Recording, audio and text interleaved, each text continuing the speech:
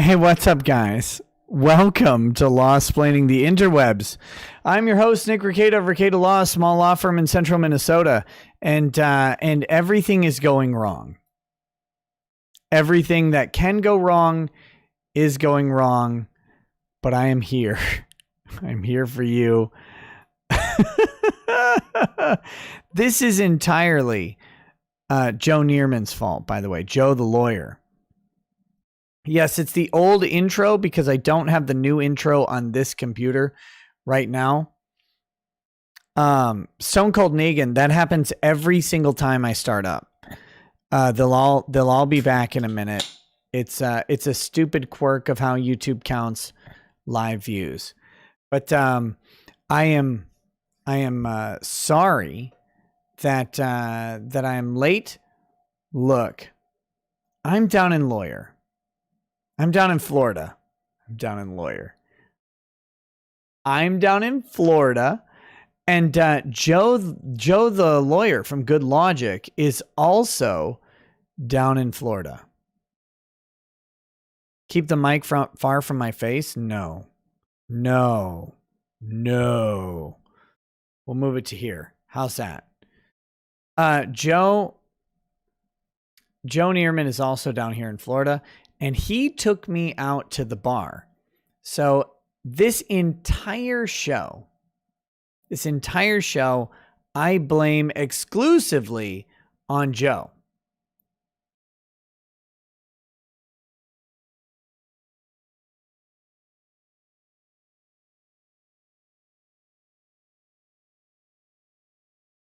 That is Joe's fault. And you can blame him for it. You can blame everything about it. We were just at a bar in St. Petersburg. It was great. Oh, I need to change this to live chat. And we're sitting at the bar. We're talking about very, very important things. We're talking about masculinity, about manhood. We're talking about law. We're talking about YouTube. We're talking about social media, how people use it. We're talking about beta males, and as expected, when you're talking about these very, very important topics, a female nurse from Canada who happens to live in Florida jumps into the conversation, and we're like, lady, don't you understand what's happening here? Don't you understand what's happening here? We're having a conversation about being men, and there are no women allowed in this conversation. But she keeps talking to us, talking about her family, talking about her ex-husband, all of these things, right? And I'm just sitting there like, I was in the middle of making a point about male friendship to Joe that was super important. And here is this woman coming in and ruining the conversation between two men who are both married. We're both married. We both have families.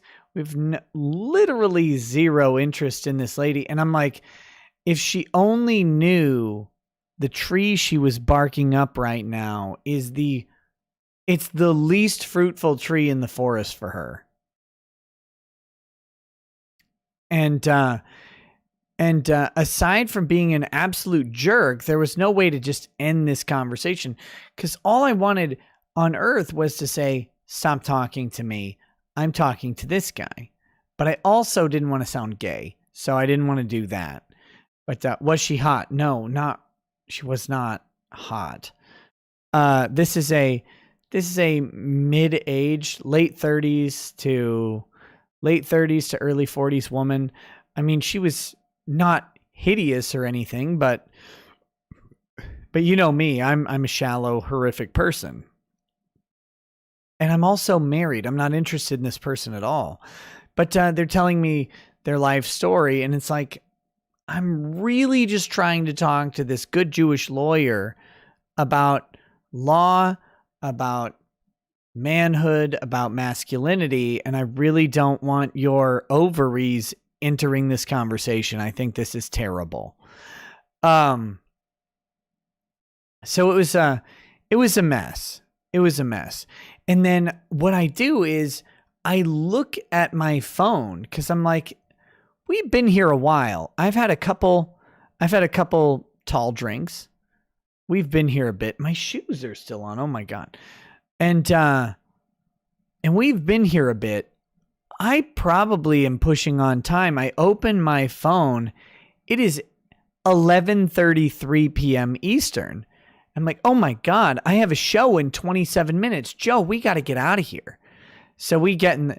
So this poor lady who probably thinks, look, I'm not being narcissistic here. It was just the vibe I got.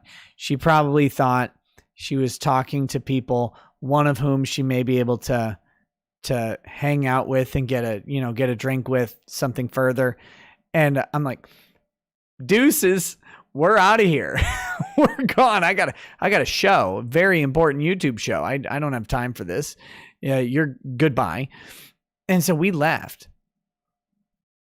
And we came back to my parents' house, and then I'm trying to get the show set up, and I made this mistake. Look, you guys probably will make fun of me for this, and that's okay. That's okay.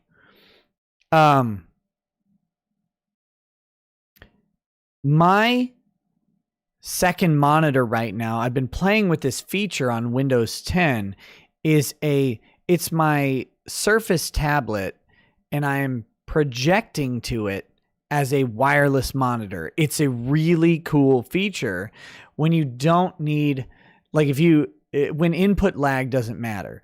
So I have my Streamlabs pulled up over there that's managing the stream on this channel.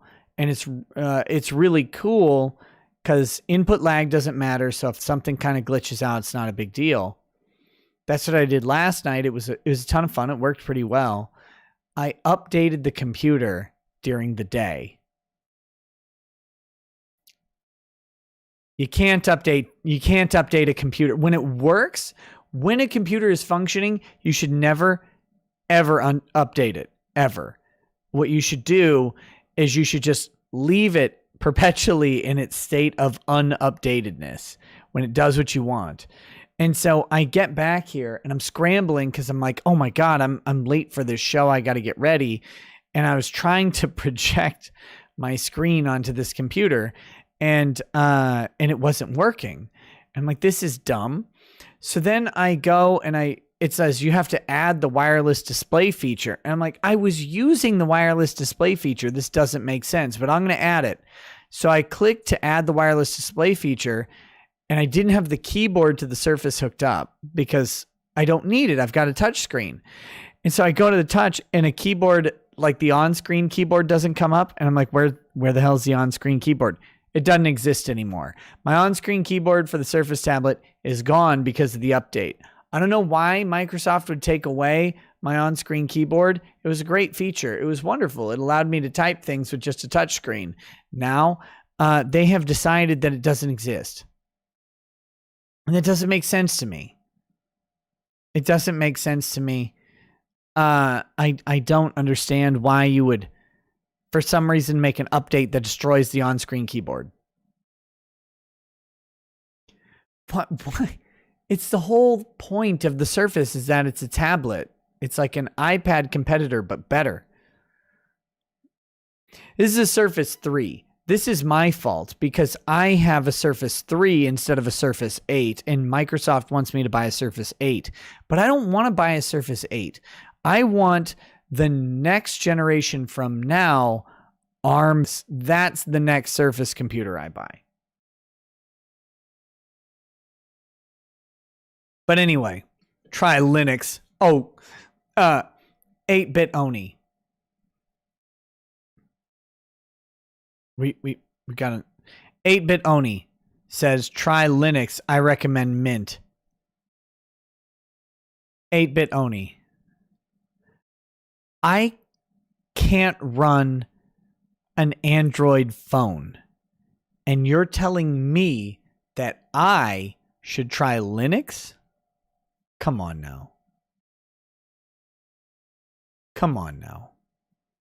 This is the worst plan you've ever had in my entire life and your entire life. You don't want me to. You do not want me to run Linux.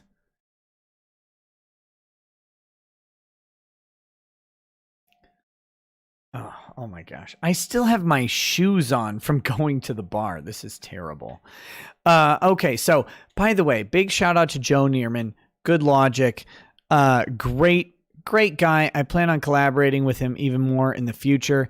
He runs normally a pre-show to this show. I shouldn't call it a pre-show. He runs his show prior to this show, 9 to 11 p.m. Central Time, 10 to midnight Eastern, whatever, on that weird time zone. He runs a great show. And it's fantastic. You should check it out. He and I are going to be collaborating on some more stuff in the future. To those, some housekeeping stuff. To those people who are interested in Odyssey, let me do this. I have an Odyssey channel, and I feel very responsible for what has happened to Odyssey. Odyssey is being sued by the SEC. They're being sued for the selling of a coin that is not registered as a security. And so they are being absolutely hammered by the SEC.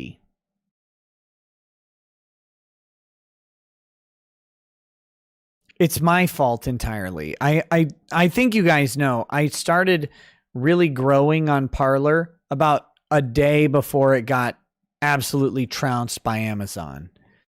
I just started my Odyssey channel. I started promoting my Odyssey channel, and then it gets sued by the SEC for an unlicensed security. You can find me on Odyssey at Ricada Law. It's really simple. Same thing.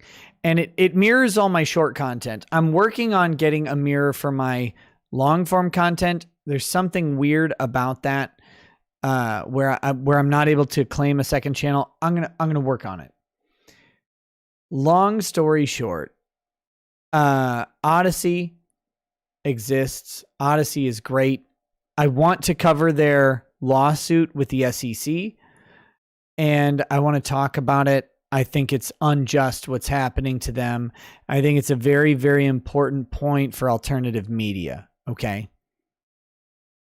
I will probably make those shows Odyssey exclusive because I think that'll be a great way to do two things. One, grift. Because I want people watching on Odyssey. I want an Odyssey audience. But two, and more important, except nothing's more important than the grift. Number two, we're going to be talking about Odyssey. I want to promote the channel. I want to get people over to look at this alternative technology. I really do want to show people that there is an alternative out there that is viable. It is like YouTube, except it is completely different. Their monetization is different. Their guidelines are different, and it is free. Free. Why does my hair look funny? It's the white balance of the camera. It's a different camera than I normally use. I normally use a Logitech Brio. This is a Razer Kaio. This is a 720p camera versus my 4K camera that I normally use. There's a whole bunch of reasons. Long story short, Logitech versus Razer, they have different color balancing. Why Odyssey and not Rumble or BitChute? Because one, Odyssey is easy to use. Rumble and BitChute are not as easy.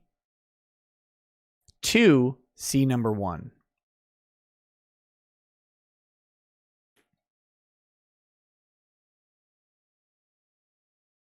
Okay.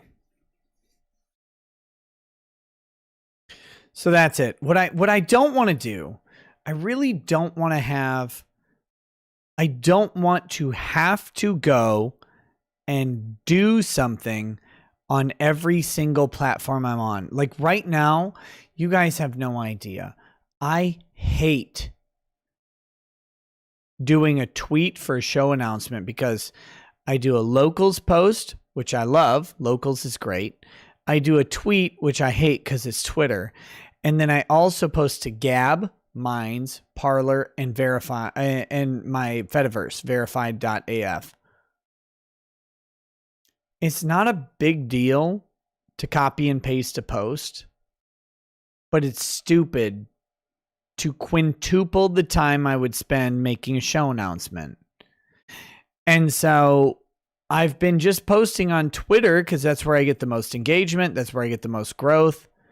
I post on Twitter because people can't decide on the alt tech platform that they're going to be on, and quintupling my time to make a short comment takes it from making a short comment into making a long comment. Same thing with Odyssey. Odyssey was simple. I opened my Odyssey account, I claimed my YouTube page, and it brought all of my YouTube videos onto Odyssey. Everything automatically. It's great. The posting is one thing. The problem with the Twitter alternatives is that I can't manage the notifications. I can't watch notifications from Twitter, Gab, Minds, Parler, and Fediverse. I can't do it. So like I'll go on to one of these other platforms and I'll see a response. I'm like, this response is great.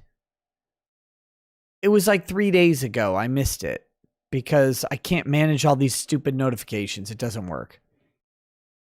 Anyway,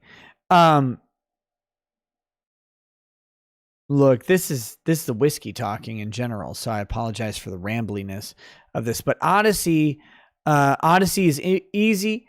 They make life simple and they function. And the most important thing, I think, the biggest selling point of Odyssey is it's literally not just a right-wing haven. It's not. You kind of get that feel from BitChute. You don't get that feel on Odyssey. And I like that. I think that is, it's not about my preferences really. It's about what I think gives potential to the different platforms. I think Odyssey has somehow set itself out as not just a right-wing alt platform. So anyway, I'm going to cover it. We're going to cover it soon. I'm going to figure out how to cover it. But I think those shows should be Odyssey exclusive. I think people should come check them out on Odyssey. And I'm looking to get, someone high up in Odyssey to come talk to me about this stuff here on YouTube. I think that's valuable too. I think someone should come talk to me here on YouTube. And then I think we should talk about what Odyssey brings to the table, because I think spreading alt tech is very important, but I personally am lazy. So when people are like, you should get on alt tech, and I'm like, I kind of am, but I really don't want to. I don't want to upload my videos to 8 different places. It gets super annoying for me. So joke's on you. You're using Libri. Libri is Odyssey. Damn it. Come on. Okay. Anyway, this is a bunch of ranting about Odyssey. You guys are going to have, Joe made me pregame. Okay. Joe's like, oh, I'm buying you drinks. And I'm like, oh, okay. Well, I'm going to have some good ones. And I did. I did have some very good drinks. So I'm trying not to have a fuzzy mind on this, but I do. We're going to talk about the Chauvin opening statements. We're going to watch a Legal Eagle video on Sidney Powell, talking about how we have to understand that the most important thing in life is to reinforce the idea that Legal Eagle is a giant dork.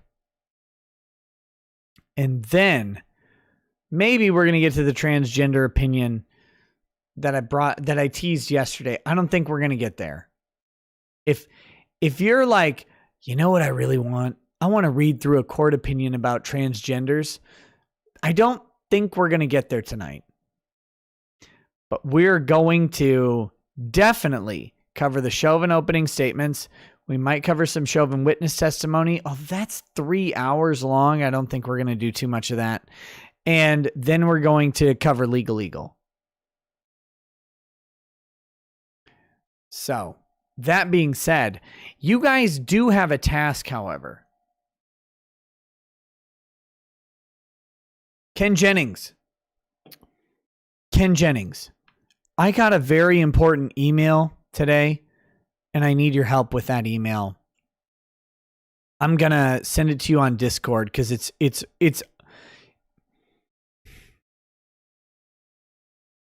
how do I do this? How do I say this? My life is weird, guys. Okay, I'm going to let's do this way. If you don't know, I think I mentioned this the other day. It might have been yesterday. I don't even know what day it is today. Today is Wednesday. I had no idea it was Wednesday until 8 p.m. All right. I had no idea it was Wednesday until 8 p.m. I thought it was Tuesday. I was like, oh, tomorrow I got to do my live chat Wednesday. Nope. I was wrong about that. That was today. I was supposed to do live chat Wednesday, but that's okay. We'll make it up. That being said, my life is very strange. All right. I'm going to tell you about 2 emails. I'm going to avoid naming the people involved in the 2 emails. Because the who sent them is less important than who they are. All right. And the contents of the emails. And I know who versus who they are sounds weird now, but you'll understand in a minute. So, I'm in Florida. I'm in St. Petersburg, hanging out with my parents. And one of the things I want to do when I'm in St. Pete's, I have a short list of check marks. I want to eat Dr. Barbecue food because Dr. Barbecue's great. I also want to go to Hawker's Asian street food because Hawker's has this soup. It is a chicken noodle soup with chicken dumplings in it. It's so dang good. I weep for the species that doesn't eat it. Okay. So when I come to St. Petersburg, I have a short list. Hawker's is a great place to eat. So today we go to Hawker's, we get food, and we bring it back to my parents' house. And we're just sitting there. My dad and I are sitting outside. We're eating because it's Florida. You can eat outside in March. In Minnesota, you can't, because if you eat outside in March, you'll literally die. So we're eating outside in March in Florida. And I'm eating this, I've got this chicken dumpling noodle soup. I've got egg rolls and I've got pot stickers. So I'm in heaven eating. And I get an email, and the email is from a CEO of a company. And the CEO of a company is telling me about an issue that they're having. And they said, hey, I've seen your YouTube channel, around, and it'd be pretty interesting if you could cover this issue. And I'm like, oh, neat. Right? Like, I haven't responded to the email, but I'm like, oh, neat. That's kind of cool. My life didn't look like this years ago. I never expected that CEOs of a company would send me an email and says, hey, like, I would love it if you'd talk about this thing. That's still weird to me.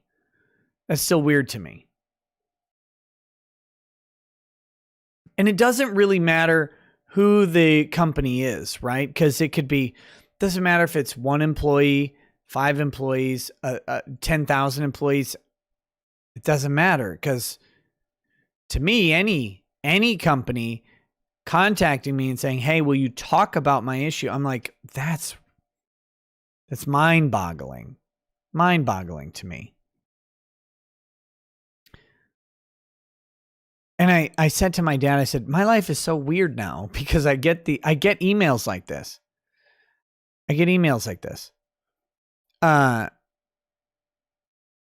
Not 2 minutes later,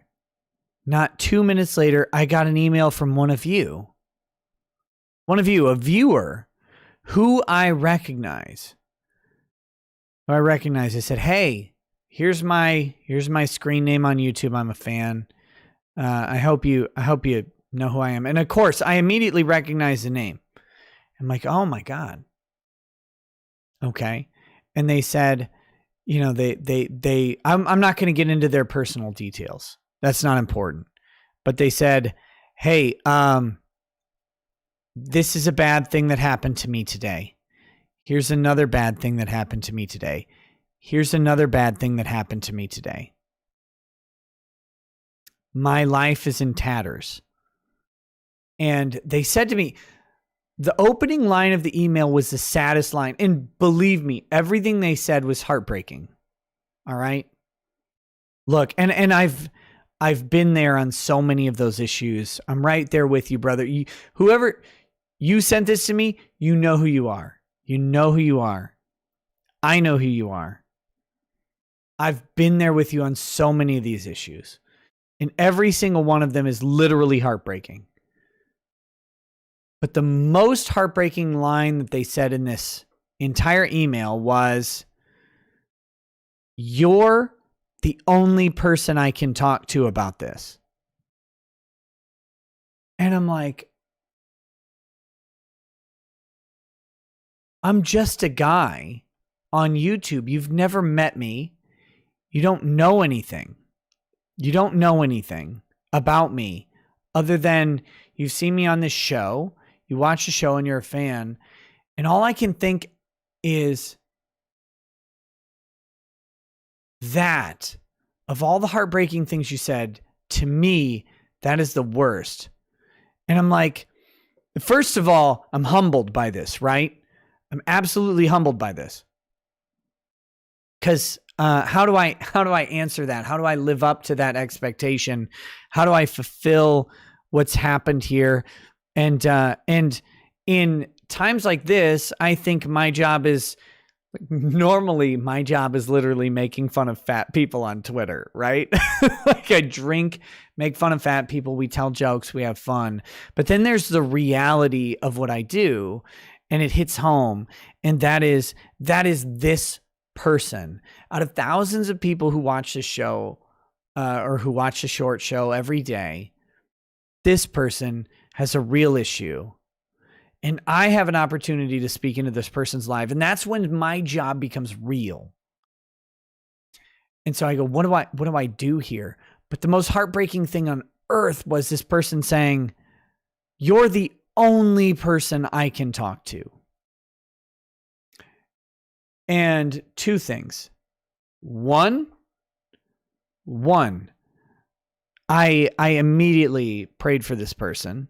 And I will be unapologetically Christian on this issue 100% of the time. I immediately prayed for this person. I said, and I sent them as much as encouragement as I can, because I don't know what else I can do by email, right? I can encourage them. I can say, look, the hard times are hard times.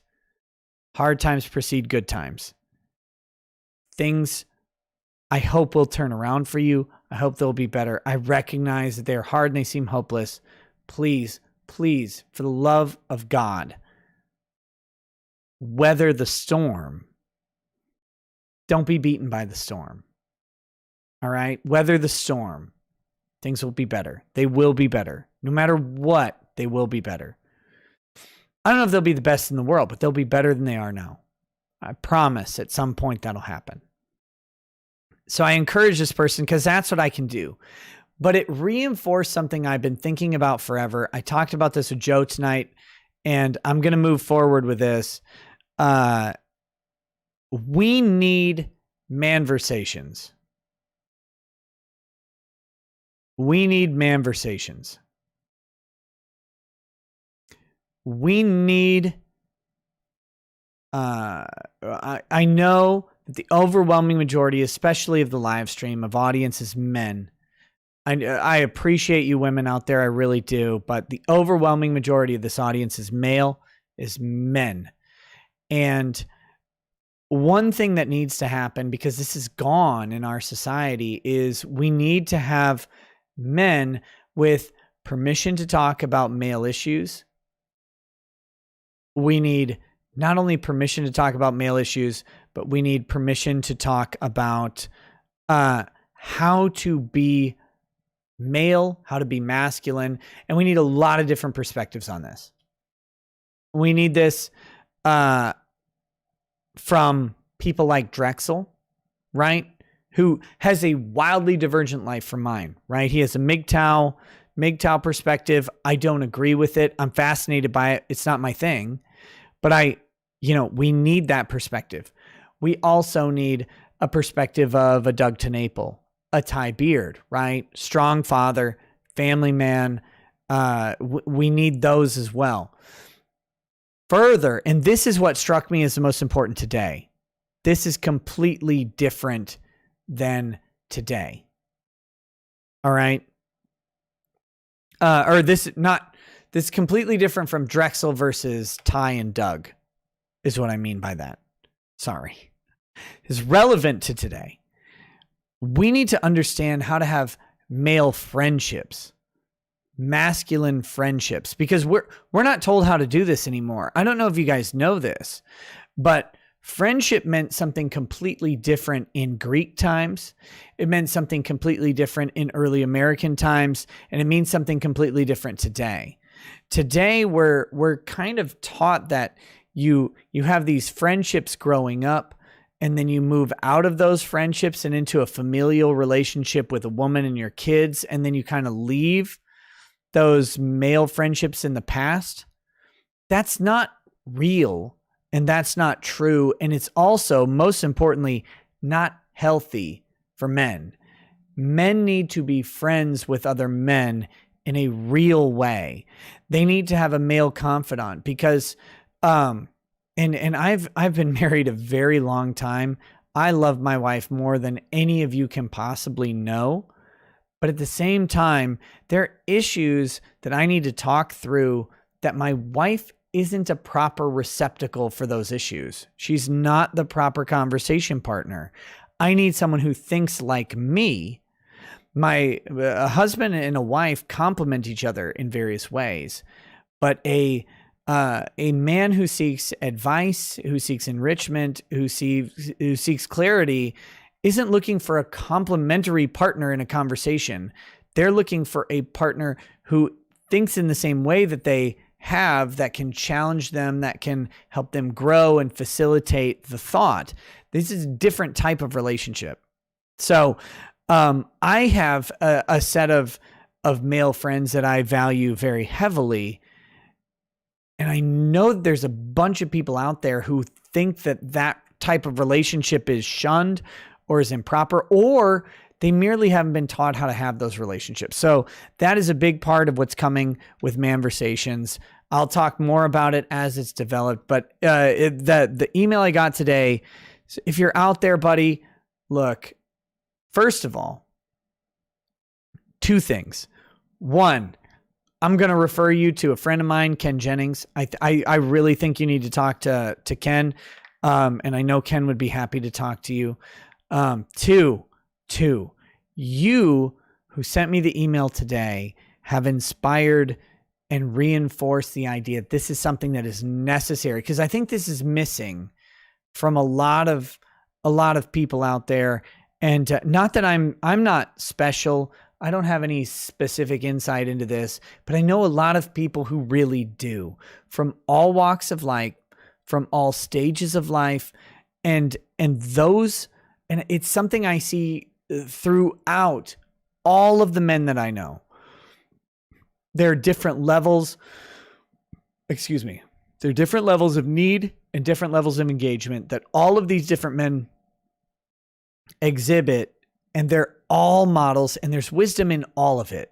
Like I said, from Drexel to Doug TenNapel, from my friend Heath, who can tell us about Greek relationships, all the way up to people you know today that can tell you about contemporary relationships, to the guy who doesn't have anybody to turn to, who can tell you about a lack of relationship and how that impacts their lives.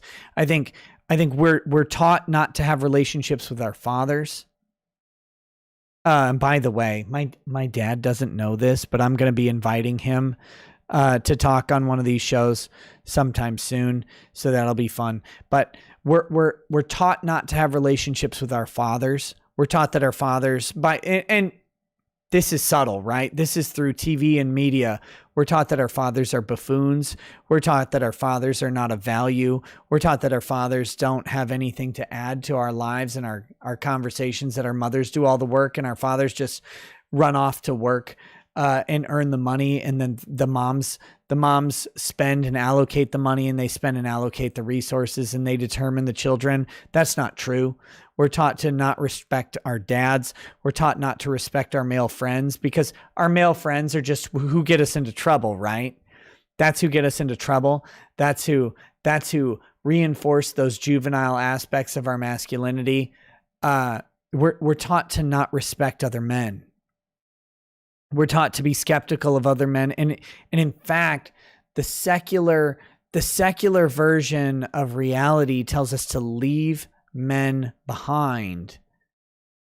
This is the opposite of MGTOW. And I think MGTOW is don't take this the wrong way, you MGTOW guys, but I think MGTOW is in some ways a virus or a disease that goes too far for guys. I think there's some value there, but I think it goes too far.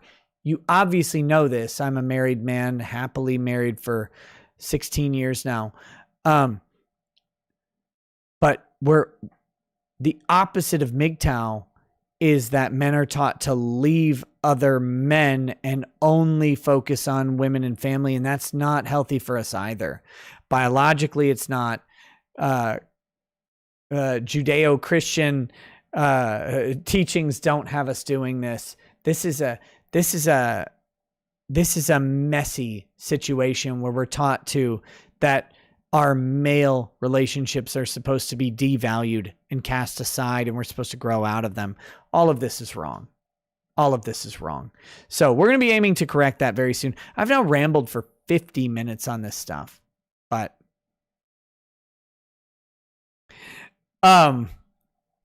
Danielle says MGTOW is a defense mechanism. That's a better way to put it than I just put it. Thank you. Thank you. And to be clear on this, I don't think that MGTOW men are diseased. Look, anything can go too far. Anything can go too far. It really can. I believe that about video games. I believe it about soda. I believe it about wonderful noodle soups from hawkers. Anything can go too far. And I think MGTOW is going too far. I really do. I really do. But it's a defense. It's a reaction to what I'm talking about with the other aspects of society, devaluing the male friendship, devaluing the male value, and like your value. And that, again, the person who emailed to me today, my heart broke because, one, I'm the only person they felt they could talk to, which means they don't have a friend, a male friend of value in their life who they trust enough to talk to. They're going to reach out to a YouTuber and say, hey, you're the only guy I can talk to this about. That should never, like, I should always be a sideshow in your life. I'm happy to be more. I really am. But I should always be a sideshow in your life. You should always have a real person who you know and trust, who you can talk to these things about. And the fact that I know there's a bunch of guys out there who don't, that kills me. Because right now, I have probably 5 different guys in my life who, if I had a real problem, I would reach out to them in order. And I know the order 1 through 5. And I know that those guys would hear me out and they would provide me sage wisdom. If you don't have that, I want to help you build it.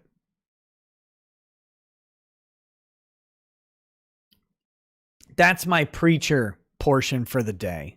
I apologize for tangenting on that for so long, but this is such a damn important subject, and it's been beaten out of us. It's been beaten out of us.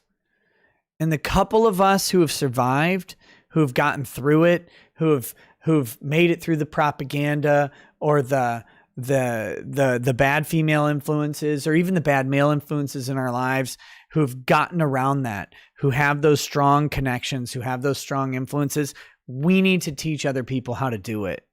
It's a responsibility. So we're going to do that. I'll be talking more about it going forward. Has Five Guys like Zoe Quinn. Has Five Guys burgers and fries. Damn it, I should have picked 4. If I would have picked 4, it wouldn't have been memeable. And you guys would not be memeing me right now. Let's see. MS514R says bludgeoned out of us. You mean I do mean it. I do mean it. I can't tell you. The closest I come to having an emotion on a given day is literally when I get one of these emails, and I've gotten them in the past. I've gotten them in the past from friends of the show. I've gotten them from people who hate me now, and that's okay too. But at one point in their life, they were friends of the show. They were friends of me, and they relied on me for help. And I will always tell you what I can, but at the end of the day, I'm just a guy on the end of a screen, and I am always crippled by how can I help you? I don't know. I wish I was better equipped to do it. Anyway, to the guy who sent me the email today, I hope you're watching. I hope you see this. You and your email has reinforced and invigorated me in a purpose. And if nothing else happens from what you sent to me today, you will have made a difference in my life. And I hope that is encouragement enough, because this is another thing I want to talk about very briefly. A lot of people, we're conditioned to think that we need to change the world. We need to change all of these things. And you heard me talk about this on the Heath stream if you weren't kicked out by YouTube from that stream. But you heard me talk about this there. Stop aspiring to change the world. That's not your job. It's not your role, and you're not going to do it. Aspire to be a positive impact on your sphere, where that is right now. Where that is right now is important. It might be literally your wife and kids. It might be literally your brother and sister and parents. It might be literally your coworkers, and that may be it. Just be positive there.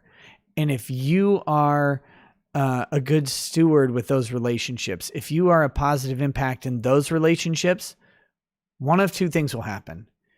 It'll grow, which is good.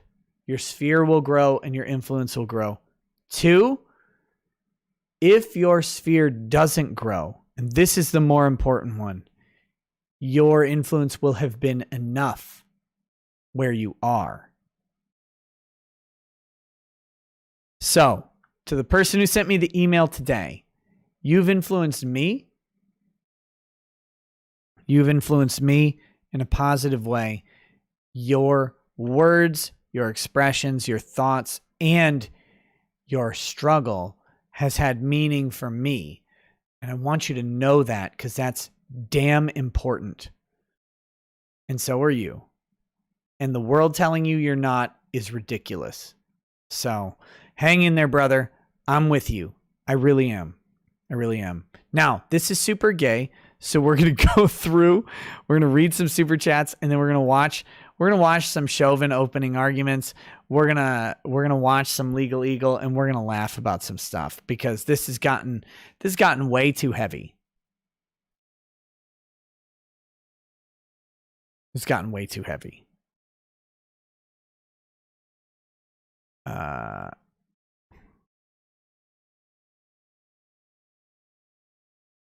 Let's see. Oh my gosh. Where are we? All right. So the first super chat, I got to hit these pre-show super chats. Says, rotting damsel. No, that was yesterday. Chad Van Winkle says, we all know Nurgle. Damn it. Guy says, I think rants are how Nick's liver processes alcohol. Why are you guys funny? Stop it. Chad Van Winkle says, we all know Nurgle is the true god of Gunt. We do. We do.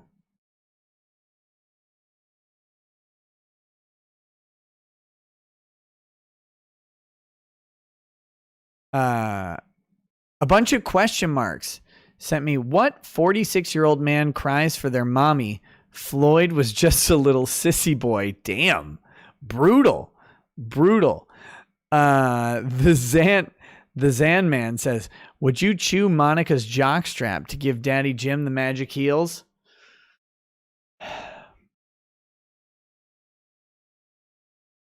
Medicare, I'm sorry. You're going to die. And there's nothing anyone else can do about it. Because I am definitely not going to chew Monica's jockstrap. That's disgusting. And as much as I love you, Jim, no. Nope. In fact, I would stick the knife in you if it meant not chewing the jockstrap. Thermasius 1980 says, thanks for the chat. Hope it gets better for me. Me too, Thermasius. I hope you're doing okay, buddy. All right.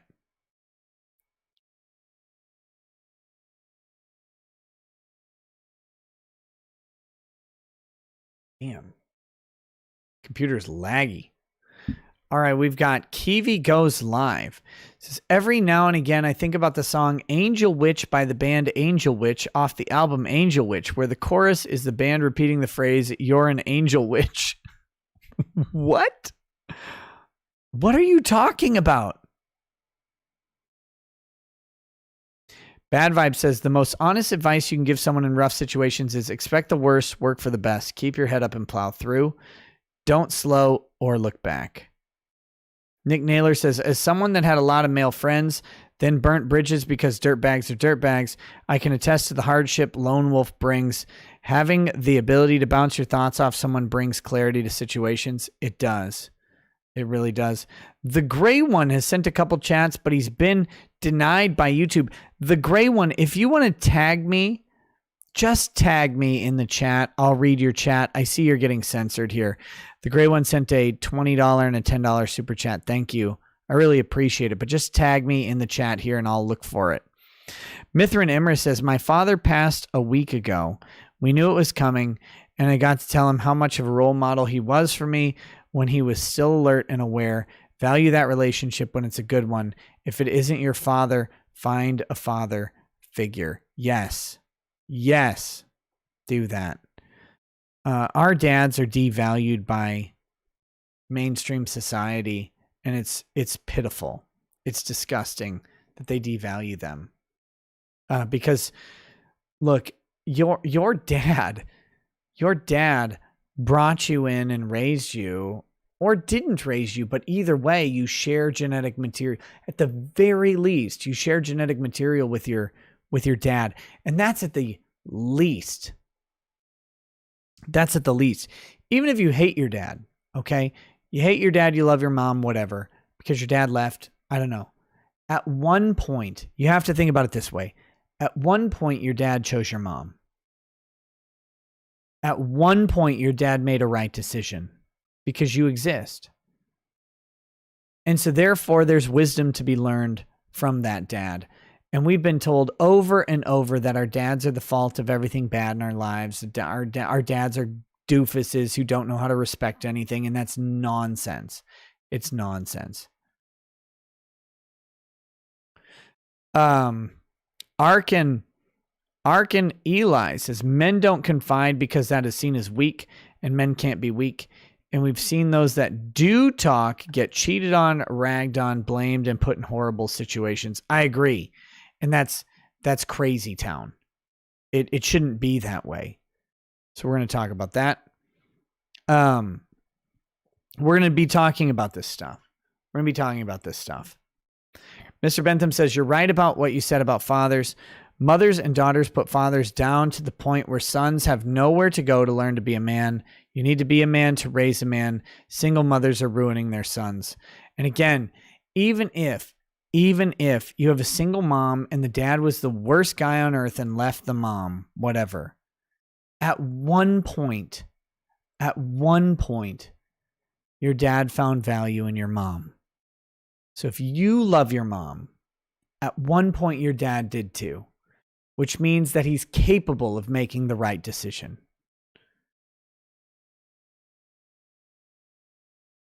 Creeper Weirdo says, I subbed you on locals, so where's my Captain Confederacy? Also, you should get Drexel to explain MGTOW in depth. Watch A Boy and His Dog. It's so good. We'll talk about it. I want to have Drexel on to talk about MGTOW. I want to have guys like Joe Neerman, Doug TeNapel, Ty Beard, Larry Blydner to talk about fatherhood. I want them to talk about being family men. I want them to talk about being faithful to wives for long periods of time, because there's not enough of that anymore either. There's not enough faithfulness out there. Like, we're not supposed to value faithfulness anymore. What the hell is that? The gray one, man, you got to just tag me.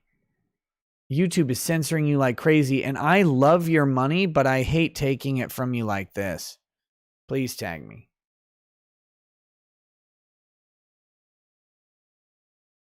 But in the same ways, you need to learn values from the MGTOW ethos, because I do think there's value there, in all honesty. You need to learn values in being faithful and in taking the risk.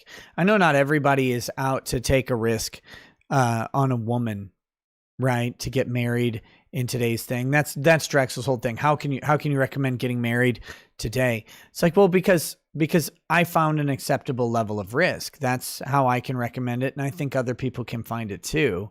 I think that's okay. And so in the same way that the Drexel and MGTOW people are saying, Dollhouse Phil would be a great conversation to have about this as well. I think there's a ton of value. There's a ton of value in men who have been faithful to a wife and to a family for a long period of time as well, and have had success with it. I think those relationships matter. Everybody keeps look, I know that there's weird things going on with the upload. That's YouTube. I can't fix it. It's going to be just hiccups. Just be patient with me. Andrew War Snowboard says, I never had a functional nor healthy relationship with my dad's mom, and it's still something him and I deal with. Love your family, but stand your ground. Don't let women emasculate, marginalize, and minimize you. No, never. Never. That's the key of manversations, no matter what else they are. No matter what else they are or will be. Masculinity, manhood, and maleness are valuable, while our society devalues them constantly and consistently. I want to point out that these are the real. There's real value in you as a man. And those traits are not bad traits. They're yours. They're your traits. And they're not devalued. They are of value. They've been of value. That's how we built society. Like it or not, we built society on masculine values. So to pretend that they're somehow worthless now is nonsense. You don't move past what built you to where you are today.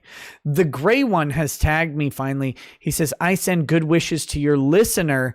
Hearing that hit me. Also, YouTube lost its mind. I can't even wish well. Dude, I don't even know. I don't even know. So, anyway, look, men built the civilization that we have, and a lot of people focus that on that in a negative way, but I'm going to focus on it in a positive way. Men built the civilization that we have. We have it because it's important. We have built a society that matters, and a lot of that is due to male attributes. Male attributes. So.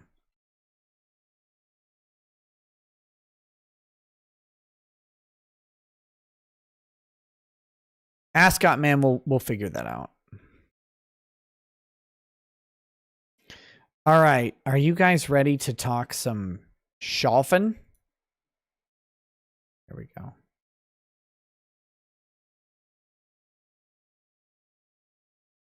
Let's talk some Chauvin. Here we go. So I figure we're going to do the opening statements here. I'm going to try and let these play as unimpeded as possible. They're about 25 minutes each. So this is going to be a long segment. It's going to be a long segment. And then we're going to do legal. How can we have our own manversations on your Discord? Look, I'm not here to shill my locals page, but you can join me on locals. All the manversations are going to be, they're probably going to start as locals exclusives. That's probably how they're going to start. I'll announce it as we get it going, but I'm really looking on doing that. It's been something I've been kicking around for the past 5-6 months.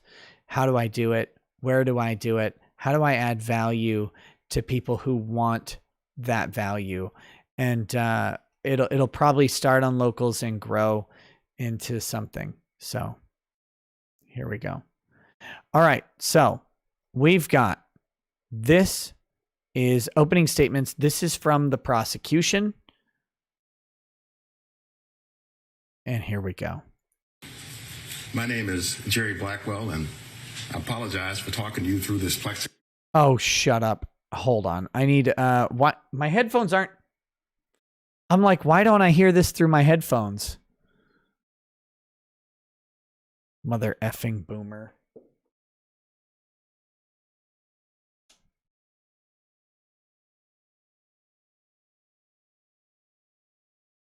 Glass, but it's probably the least of the gifts that the pandemic has given us.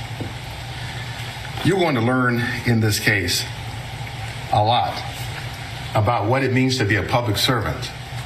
All right. So, opening statements, opening arguments is an interesting part of a trial.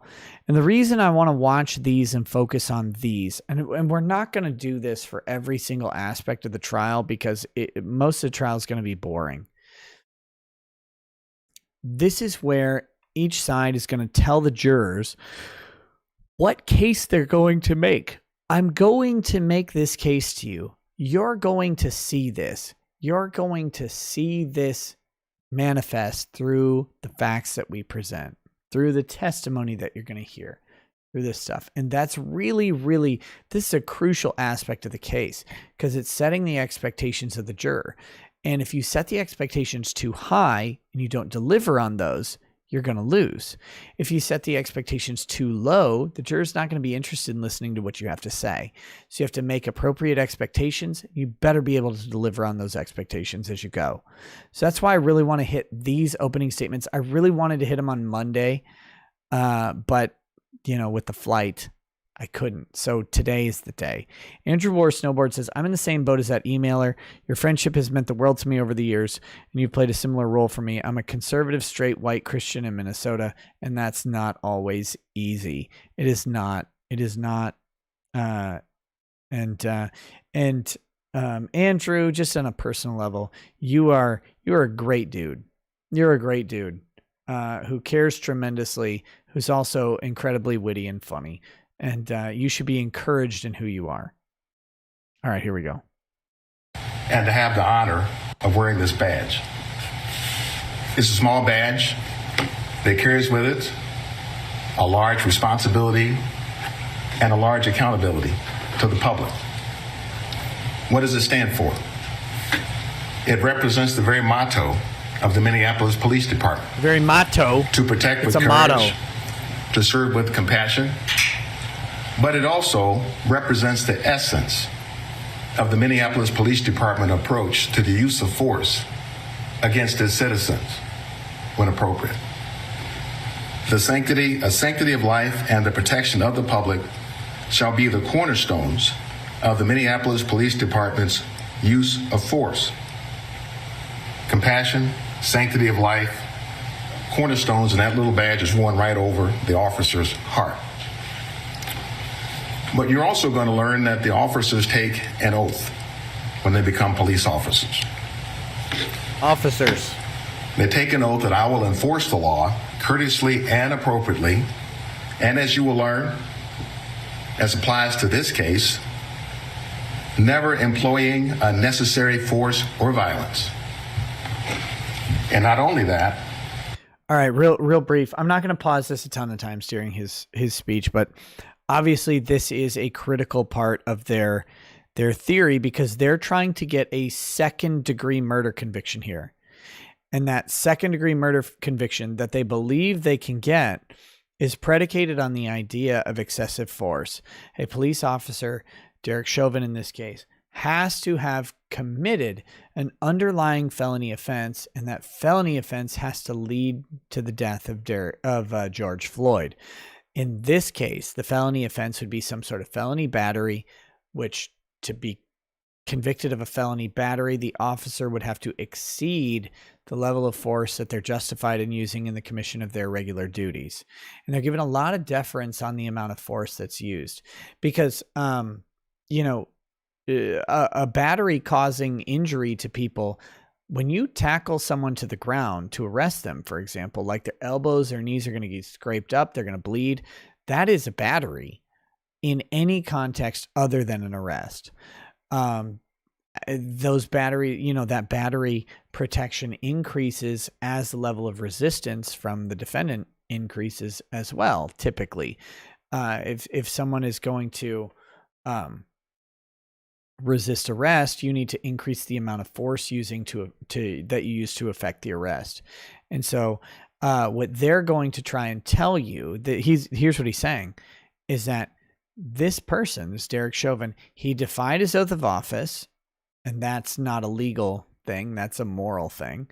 And in defying that oath of office, he overstepped the legal boundaries, and he said, and he went into a battery situation, an excessive force situation. And that is what you're going to have to focus on, is this excessive force. You can see here that he's angling for the second-degree murder charge. They're not actually angling for the third-degree murder charge at all in this case with excessive force. We're going to see going forward if he switches gears to set them up for that third-degree murder. But right now he's laying it on very heavily on the idea that Derek Chauvin went above and beyond the amount of force he would be justified in using normally. He's gone beyond that compassionate service, and he has transgressed into an offender. I recognize the badge of my office as a symbol of public faith, and I accept it as a public trust to be held so long as I am true to the ethics of police service. Symbol of public faith, ethics to police service, sanctity of life, all of this matters tremendously to this case, because you will learn that on May 25th of 2020, Mr. Derek Chauvin betrayed this badge. When you I know I said I wouldn't stop him a lot, but this is a signal to the defense, in my opinion. And you need to take that signal that he's giving you right now, and you need to say, okay, if they're going to focus on this sort of oath, which is an ephemeral thing, it's not a legal principle. Police officers are not bound by this oath. How many police officers do you know? Do any of them on the day-to-day basis go, you know what though? I had this oath that I swore and I'm going to here. No, they go, here's my protocols. Here's how I get home alive. Here's the offense list that I'm looking over. Here's these procedures that I use to effect an arrest or to determine if an arrest is necessary. They're not actually, in my opinion, humble opinion, they're not going back to their oath. This guy is going to make it about the oath for the jury because that's an emotional pull. Oh, he swore to uphold and protect and serve or whatever. Well, a lot of officers protect and serve in a way that we might not think is very honorable to the oath, but it's honorable to the oath to everybody but you, right? Like if your face is being slammed into the hood of a car door because you're a drug dealer, that's still protecting the community, even if you don't feel protected and served in that moment. And so if I'm the defense, I'm going to be on guard for this emotional ploy, and I'm going to be working against that as much as possible to say, to show how the oath of officers extends beyond the specific person they're dealing with. And I'm going to work on creating doubt around the idea that Floyd was a risk to everybody in the vicinity. And that's why Chauvin had to restrain him in the way that he did. Used excessive and unreasonable force upon the body of Mr. George Floyd. That he put his knees upon his neck and his back, grinding and crushing him until the very breath, no, ladies and gentlemen, until the very life was squeezed out of him. You will learn that he was well aware that Mr. Floyd was unarmed, that Mr. Floyd had not threatened anyone, that Mr. Floyd was in handcuffs. He was completely in the control of the police. He was defenseless. You will learn what happened in that 9 minutes and 29 seconds. The most important numbers you will hear in this trial are 929. What happened in those 9 minutes and 29 seconds when Mr. Derek Chauvin was applying this excessive force to the body of Mr. George Floyd. We have two objectives in this trial, ladies and gentlemen. The first objective is to give Mr. Chauvin a fair trial. Mr. Chauvin, he is presumed to be innocent until proven guilty. We plan to prove to you, beyond a reasonable doubt, that Mr. Chauvin was anything other than innocent on May 25th of 2020. And our second objective, ladies and gentlemen, is to bring you the evidence, which I'm trying to preview this morning. We are bringing this case, this prosecution against Mr. Chauvin, for the excessive force that he applied onto the body of Mr. George Floyd, for engaging in behavior that was imminently dangerous in the force that he applied without regard for its impact on the life of Mr. George Floyd. So let's begin by focusing then on what we will learn about this 9 minutes and 29 seconds. And you will be able to hear Mr. Floyd saying, "Please, I can't breathe. Please, man, please." In this 9 minutes and 29 seconds, you will see that as Mr. Floyd is handcuffed there on the ground, he is verbalizing 27 times, you will hear, in the 4 minutes and 45 seconds, "I can't breathe. Please, I can't breathe." You will see that Mr. Chauvin is kneeling on Mr. Floyd's neck and back. He has one knee on his neck, and the knee on his back is intermittently off and on his back, as you will be able to see for yourself in the video footage. You will hear Mr. Floyd as he's crying out. You hear him at some point cry out for his mother when he's being squeezed there. He's very close to his mother, you will learn. You will hear him say, "Tell my kids I love them." You will hear him say about his fear of dying, he says, "I'll probably die this way. I'm through. They're going to kill me. They're going to kill me, man." You will hear him crying out, and you will hear him cry out in pain. "My stomach hurts. My neck hurts. Everything hurts." You will hear that for yourself.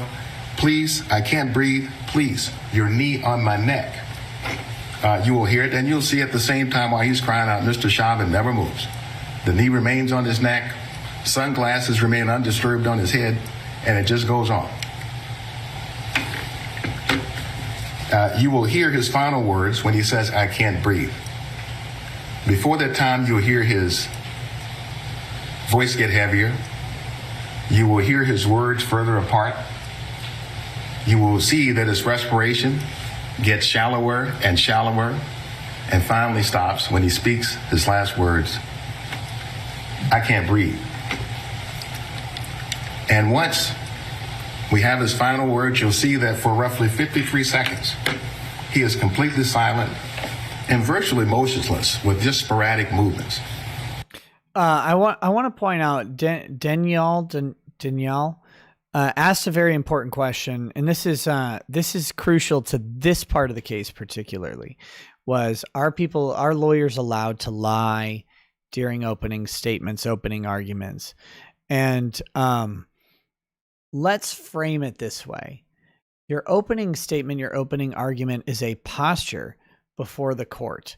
And so with that posture before the court, you have to remember that the prosecution here is trying to prove a case.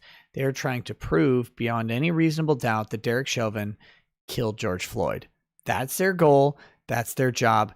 And they're going to take, what they can't do is lie about a fact. And the defense is really limited on their ability to object here. But what they can frame facts in a way that's favorable to their case. That's the whole purpose here.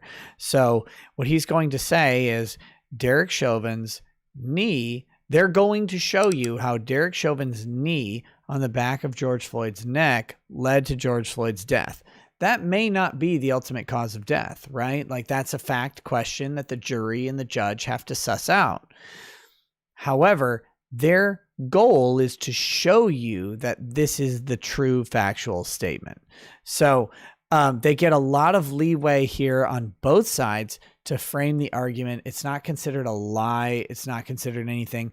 What they can't do, and when I say they can't, they're not supposed to misrepresent an actual fact that occurred. Now, it is a fact that Derek Chauvin put his knee on George Floyd's neck. It may not be a fact that his knee was on the neck the entire time, but it is a fact. There are plenty of pictures that show his knee directly on George Floyd's neck. So they can claim that they believe they can show factually beyond any reasonable doubt that that is the cause of death. And they're going to have medical experts testify to this. They can reasonably make those claims, even if that's not the actual factual outcome. And it would be on the defense's job to say, we're going to get up here and we're going to show you that the knee that Derek Chauvin put on the back of George Floyd's neck was not the cause of George Floyd's death. We're going to show you that the level of fentanyl in his system, complicated by COVID and other respiratory issues from a life of drug use and crime or whatever, is the cause of his death. It was the actual cause of his death. And Derek Chauvin did not exceed any level of force that he would normally use. That's their job.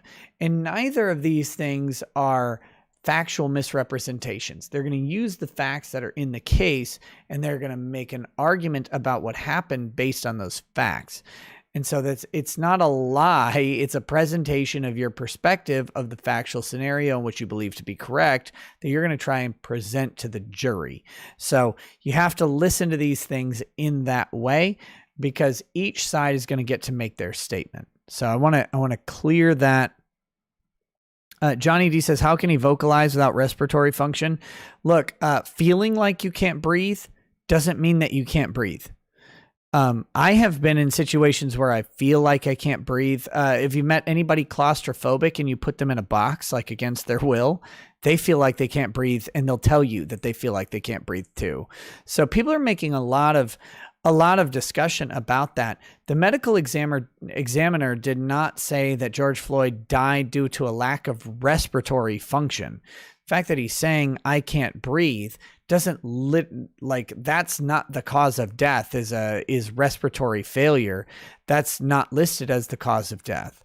The cause of death, according to the medical examiners, and there are 5 medical experts. Nate the lawyer was pointing this out. There are 5 medical experts who are going to testify that the knee on the neck led to the death of George Floyd and was a critical contributing factor to it.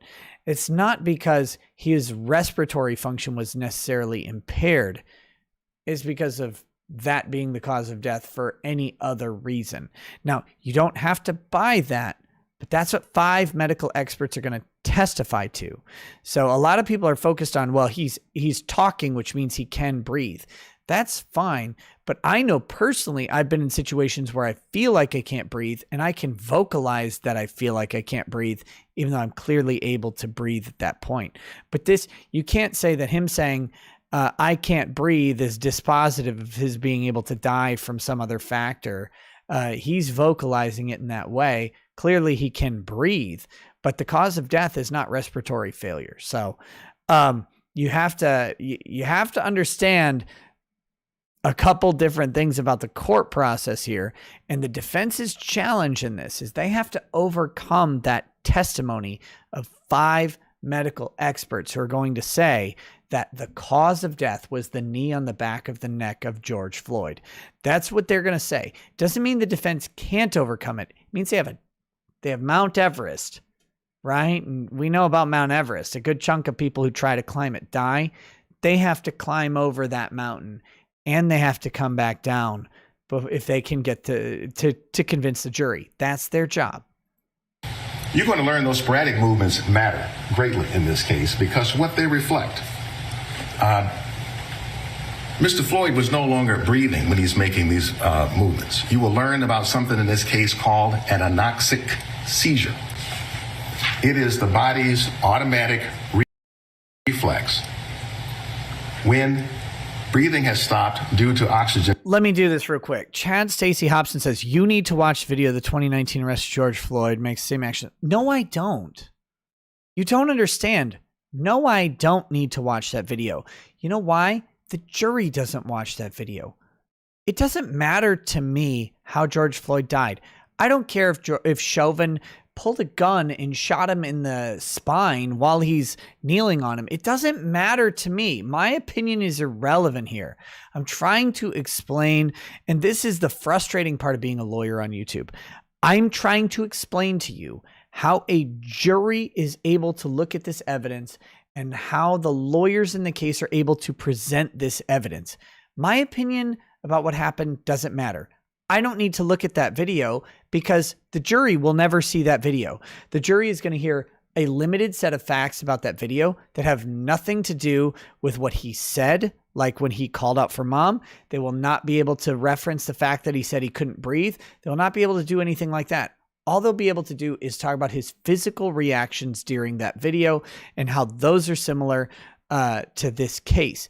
They're not going to be able to actually make that case. So no, I don't need to watch it.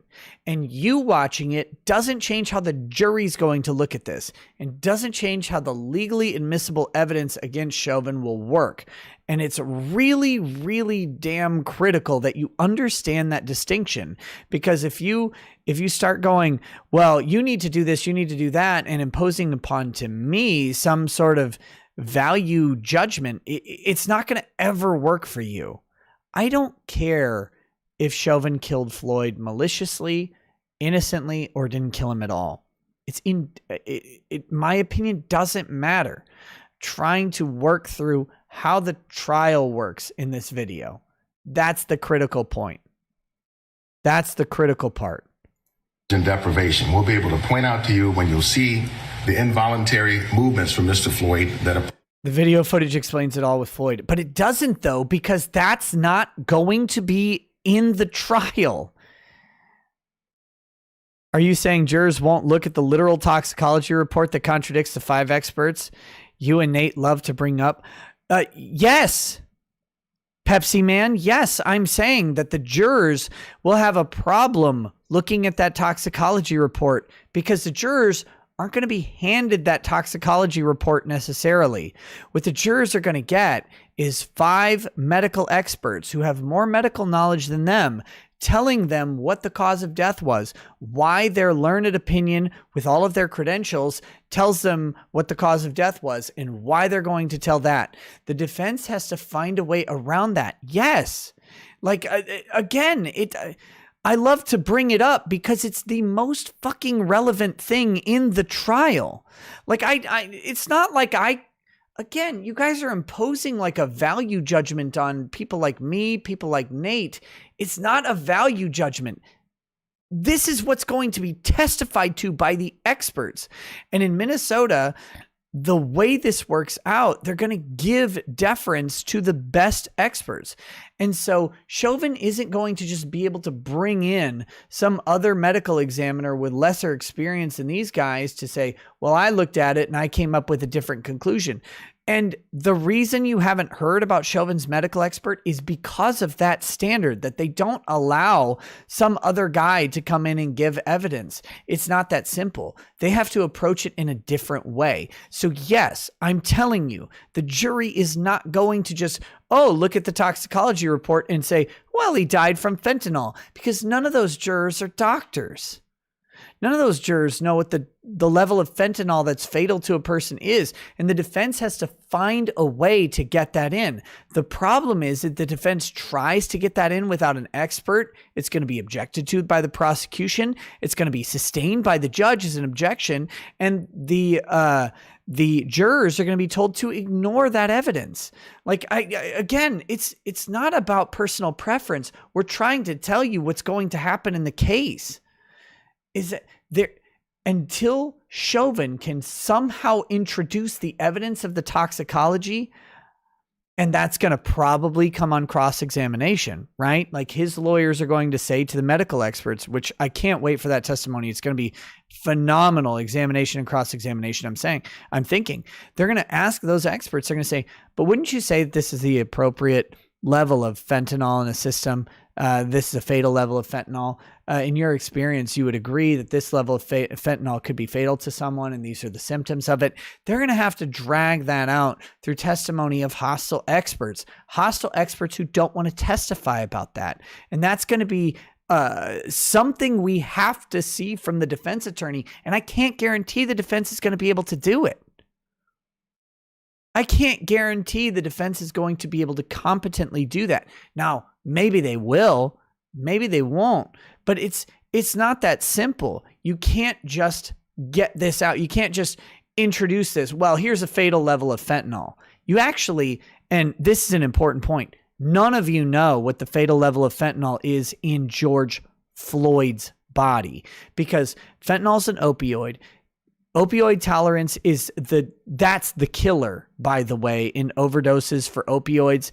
It's your body's ability to generate a tolerance, how quickly that tolerance fades, and then relapsing tends to be what kills overdose victims for opioids, is the fact that they built up a tolerance, they left it for a little bit, and then they reintroduced the drug at the same level that they were at when their tolerance was higher. They end up dying from it. So there isn't like some static level of opioid in your system that'll kill you.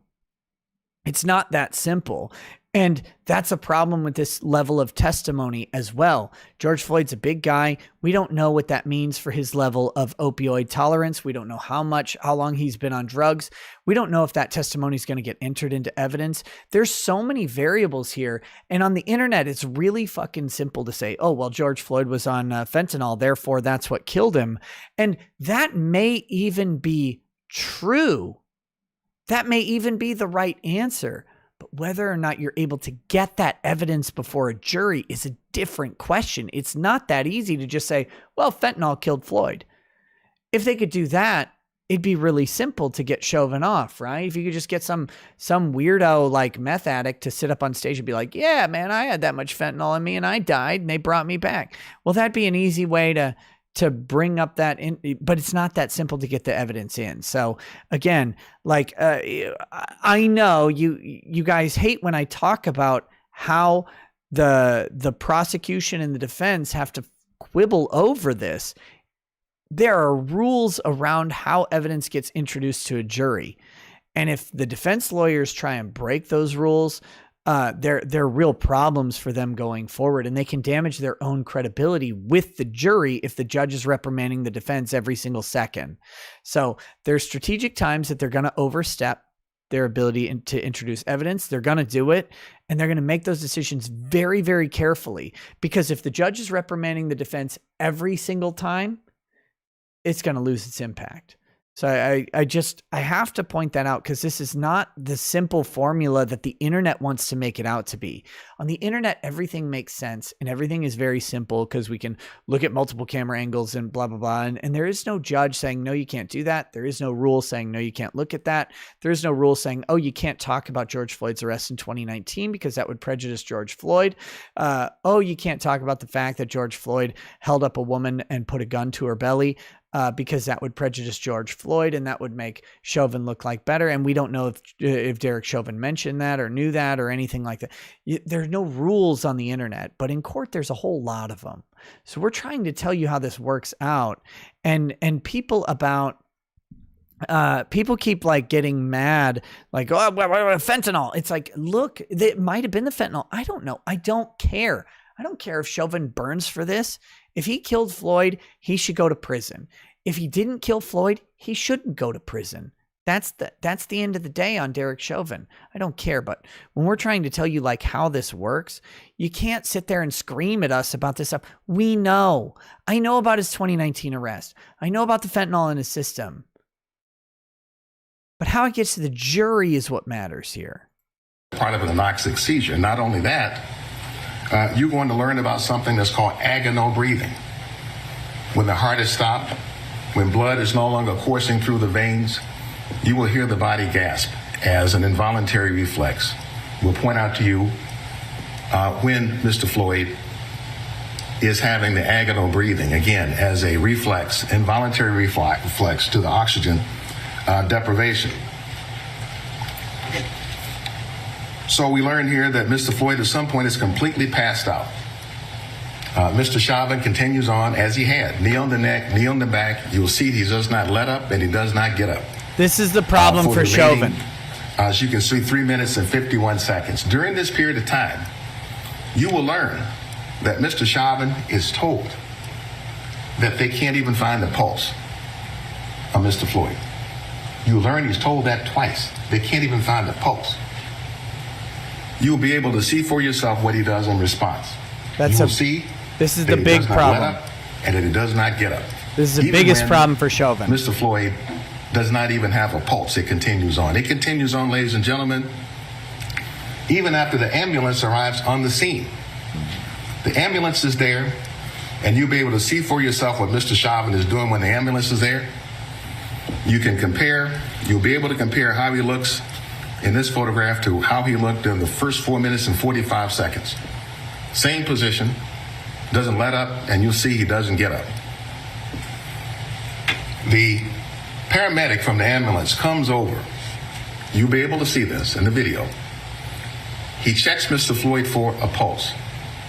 He has to check him for a pulse, you'll see, with Mr. Chauvin continuing to remain on his body at the same time. Doesn't get up even when the paramedic comes to check for a pulse and doesn't find one.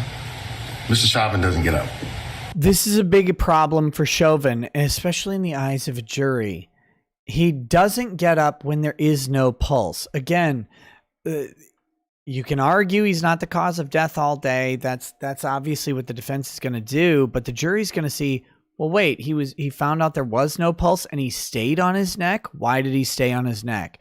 And to be honest, that's a really good question. He had stopped moving. He had stopped breathing. He had stopped having a pulse. Why does Chauvin remain on the neck or back of Floyd at that point? He's not necessary to the restraint. That's a problem for the jury that they're going to have to talk about. You will see that the paramedics have taken the gurney out of the ambulance, have rolled it over next to the body of Mr. Floyd, and you'll be able to see Mr. Chauvin still does not let up, doesn't get up. And you will see it wasn't until such time as they want to move the lifeless body of George Floyd onto the gurney. Only then does Mr. Chauvin let up and get up. And you'll see him drag Mr. Floyd's body and unceremoniously cast it onto the gurney. Maybe his leg was asleep. And that was for a total of 4 minutes and 44 seconds. You can see here that for the first 4 minutes and 45 seconds, you'll learn that Mr. Floyd was calling out, crying for his life. And ladies and gentlemen, not just Mr. Floyd. You're going to hear and see that there were any number of bystanders who were there, who were also calling out to let up and get up, such that Mr. Floyd would be able to breathe and to maintain and to sustain his life. But then for the remaining 4 minutes and 44 seconds, Mr. Floyd was either unconscious, breathless, or pulseless. And the compression, the squeezing, the grinding went on just the same for the total of 9 minutes and 29 seconds. You're going to learn in this case quite a lot about the Minneapolis Police Department's use of force policy. What you're going to see and learn a lot about is what is the standard for applying force against individuals, the use of force policy. You learn that Minneapolis Police Department employees shall only use the amount of force that is objectively reasonable in light of the facts and circumstances. The force used shall be consistent with current Minneapolis Police Department training. What you learn, ladies and gentlemen, is that the use of force must be evaluated from one moment to the next moment, from moment to moment. What may be reasonable in the first minute may not be reasonable in the second minute, the fourth minute, or the ninth minute and 29 seconds. That it has to be evaluated from moment to moment. You'll also learn that the Minneapolis police are precluded, not allowed to use any more force than is necessary to bring a person under their control. They can't use any more restraint than is necessary. You're going to meet an expert. His name is Jody Steger. He's a Los Angeles Police Department sergeant and a use of force expert. He's going to tell you that the force that Mr. Chauvin was using was lethal force. It was force that was capable of killing a human or putting his or her life in danger. The evidence is going to show you that there was no cause in the first place to use lethal force against a man who was defenseless, who was handcuffed, who was not resisting. That there was no cause to use that force in the first place. You're going to hear from Minneapolis Police Sergeant David Pleger, who's going to come and talk with you. He was the officer on the scene, so he arrived at the scene after this took place. He is going to tell you that the force against Mr. Floyd should have ended as soon as they put him on the ground in the first place, meaning that the 929 should not have been even a 1, much less the 929.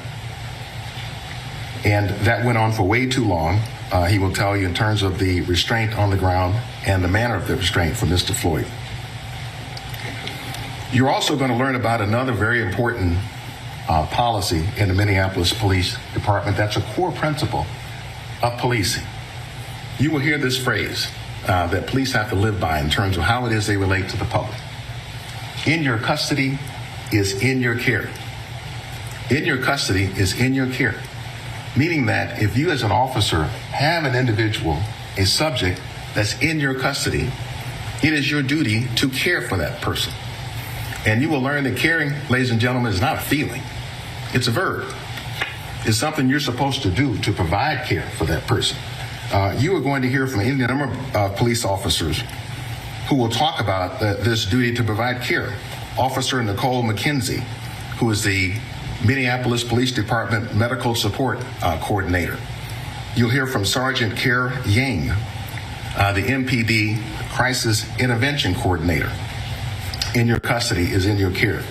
You're going to learn that when Mr. Floyd was unconscious, that when he was breathless, when he did not have a pulse, that there was a duty to have. Duty. This speech is going on way too long, in my opinion. Both of these guys take 25 minutes, the prosecution and the defense. And I think the prosecution, like if I'm the prosecutor in this case, and thank God I'm not a prosecutor because I don't have to take razor blades to my throat every day. But if I'm the prosecutor in this case, I make my opening statement about 8 minutes. Like we don't need 20 minutes to do this. Actually, if I'm the prosecutor in this case, I rehearse my opening statement so fucking many times that it is 9 minutes and 29 seconds long. I would give you exactly 9 minutes and 29 seconds long. And the last thing I would say would be, I know this speech has been long, and this speech is exactly as long as Derek Chauvin kneeled on the neck of George Floyd. That's exactly what I would do. That would have been the best possible opening statement by a prosecutor ever. Holy shit. Why didn't he do that? What an idiot. We got a couple chats here. We've got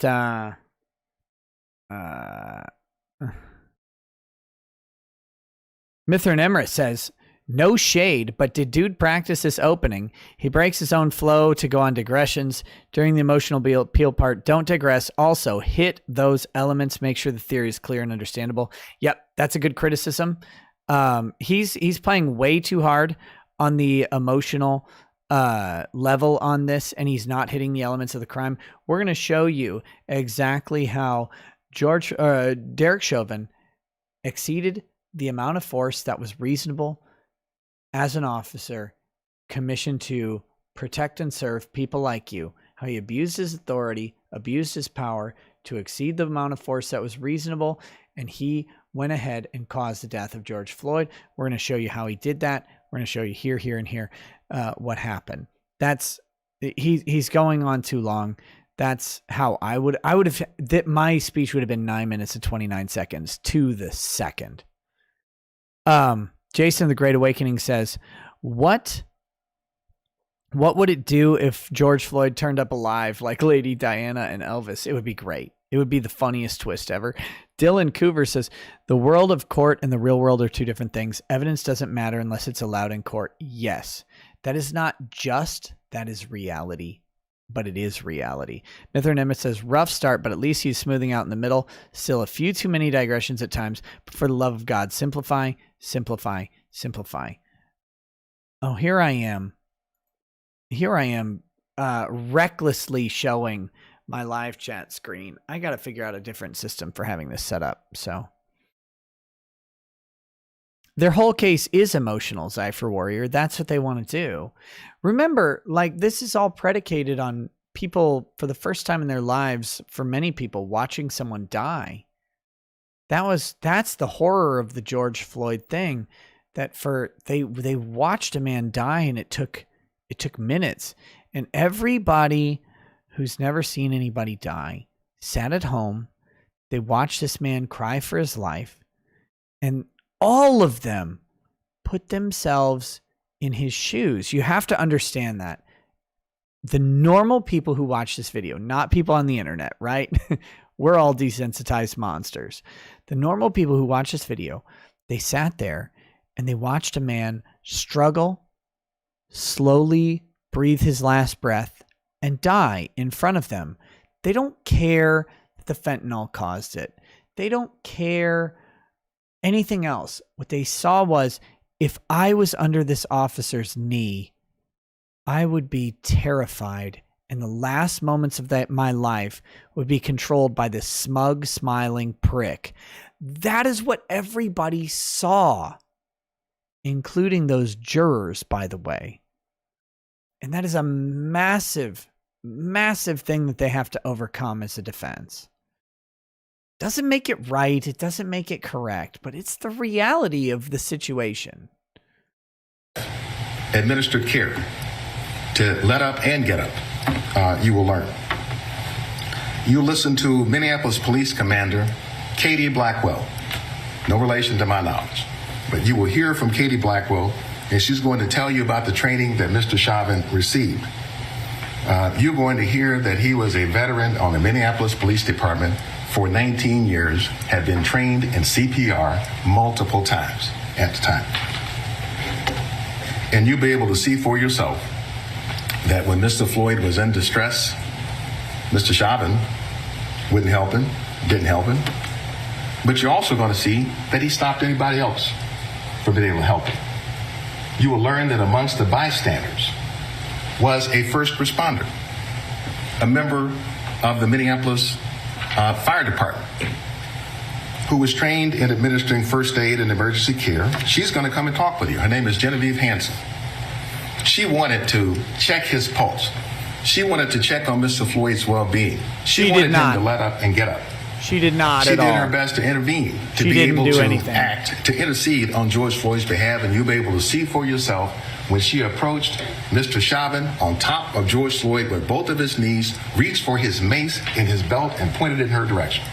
Yeah, you can't approach an officer effecting an arrest of someone because they think you're going to engage in violence. He's talking about the firefighter who was there, and out of uniform. And the cops have, look, that's nonsense. I wanted to intervene. No, you didn't. Stop it. Stop. So she couldn't help. She'll come and talk with you about that experience. Now, you're going to learn that in the aftermath of this, that Mr. Chauvin's last day of employment with the Minneapolis Police Department was on May 26th of 2020.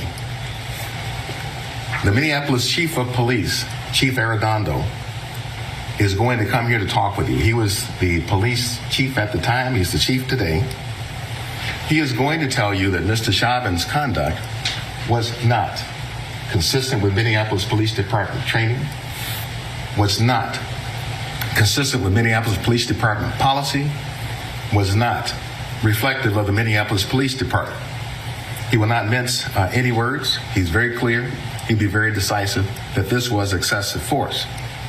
This is going to be, to me, this is one of the critical elements of the defense to get past second-degree murder. I think it's crucial. What they have to show is not what the manual. According to the police manual, you have to understand this. This is very critical to the case. According to the police manual, what Derek Chauvin did was textbook excessive force. Absolutely. If you read the police manual's direction on neck restraints applied by the leg, right? What Derek Chauvin did is guaranteed excessive force. It is a cut and dry case. You have to understand that. You have to, because if you don't understand that, then you're going to be stuck in this world of, well, he died from a fentanyl overdose. It doesn't matter if the man, this is the other important thing. If Chauvin's defense is George Floyd was dying of fentanyl overdose, Chauvin goes to prison for the rest of his life. You have to understand, if that's his defense, Chauvin loses. Okay? This is critical. Again, this isn't about perception or caring or anything about that. Legally, if Chauvin's defense is Floyd was dying from an overdose, therefore I'm fine, he loses the case and he goes to prison forever. The police manual will say that his application of the leg restraint to the neck of George Floyd was excessive force. I've read it. It's clear as day. Chauvin's defense must establish not what the police manual says, but two things. How Chauvin was trained personally, because he was trained on a leg restraint prior to revisions to the police manual. That's critical. Two, that he, and they need a use of force expert on this, in my opinion. I hope they have one. They'll have a use of force expert come in and say that Derek Chauvin and nobody engaged in that type of scenario with people yelling at them in a high sort of impact scene has any ability to tell specifically how long time has passed. In fact, for them, even a moment can actually be minutes of real time because of what's going on around them. Their brain, their body in the process is not able to figure out exactly how long they're doing something. And so Chauvin believed objectively, which is reasonable to, according to use of force experts, he believed he was administering a reasonable amount of force to George Floyd and that he was not acting in excess of the training manual. He was acting in compliance with his personal training on the use of leg restraints to the neck. That's what they have to do to overcome this issue. I think it's a critical factor that they're probably going to focus on. He has to do it. Digi Drippin, you say knee on neck in the manual. It's one, you're reaching. I'm not reaching. It says for a extremely limited amount of time until compliance is won. And I believe it even says not longer than about 30 seconds specifically. You don't understand that the manual does not allow a 9-minute neck restraint from a leg. It specifically limits the amount of time you can do a neck restraint to a short amount of time. The way to defend against this is to say that his training differed significantly from the manual because it was prior to the revisions of the manual. He acted in compliance with his training, and use of force experts will testify over and over and over again that his use of force was reasonable to anybody who's been engaged in a high pressure situation. You have to do that. You cannot go ahead and say, no, his was compliant with the manual, because his use of the knee restraint was not compliant with the manual, and there's no way around it. So ultimately, ladies and gentlemen, what was this all about in the first place? Well, you're going to learn that it was about a counterfeit $20 bill used at a convenience store. That's all. You will not hear any evidence that Mr. Floyd knew that it was fake or did it on purpose. You will learn. There's the 20. Which one of these is a real 20? I don't know. From witnesses we will call that the police officers could have written him a ticket and let the court sort it out.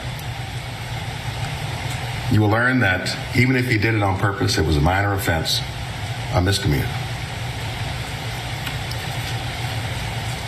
So in terms of the charges that we are bringing, we're going to prove to you that Mr. Chauvin's conduct was a substantial cause of Mr. Floyd's death. We've charged him with murder in the second degree, murder in the third degree, and manslaughter for using excessive force against George Floyd. You will learn that the use of excessive and unreasonable force against a citizen is an assault.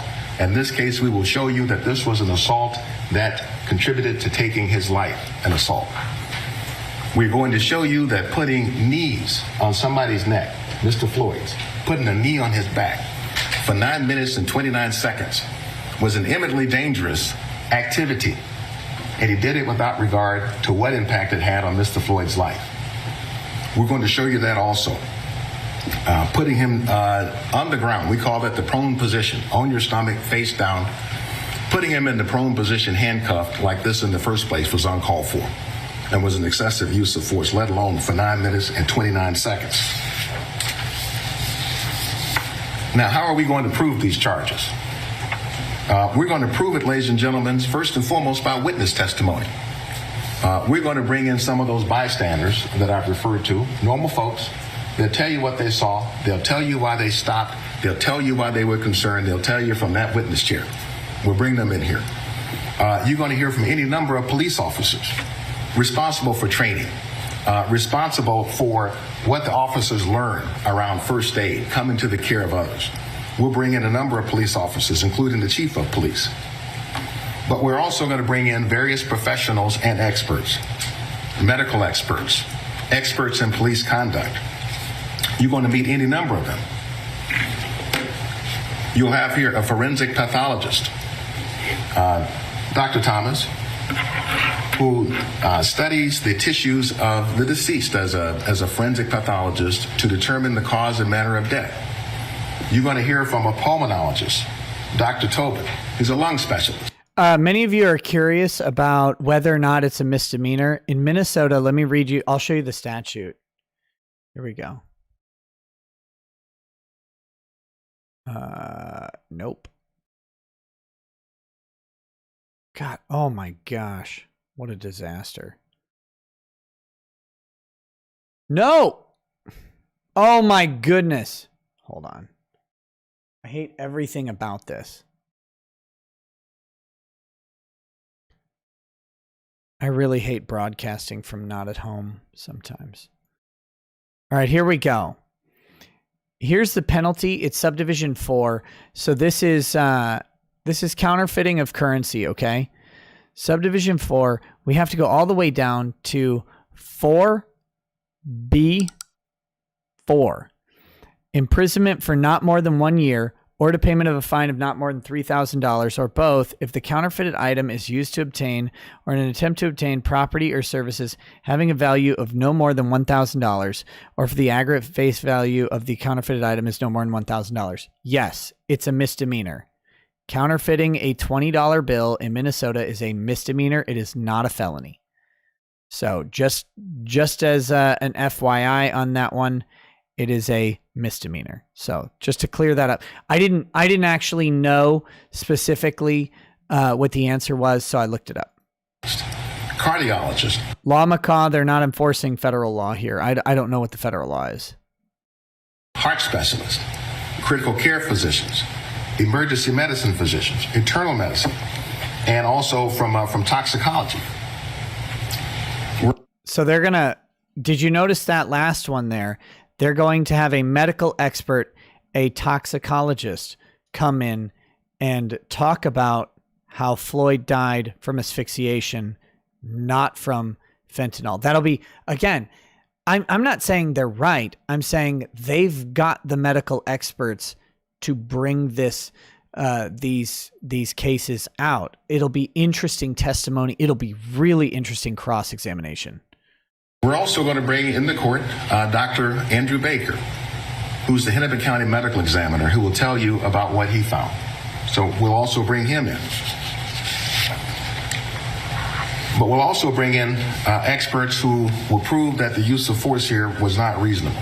I mentioned earlier Jody Steger, Chief of Staff for the Inspector General, LA Police Department, and Seth Stoughton. You'll hear from both of them. Now, I've spent a few minutes talking to you about what this case is about. There are any number of things that this case is not about. Maybe an infinite number of things the case isn't about. But one of those things is this case is not about all police or all policing. You will learn from Chief Arredondo when he comes that police officers have difficult jobs.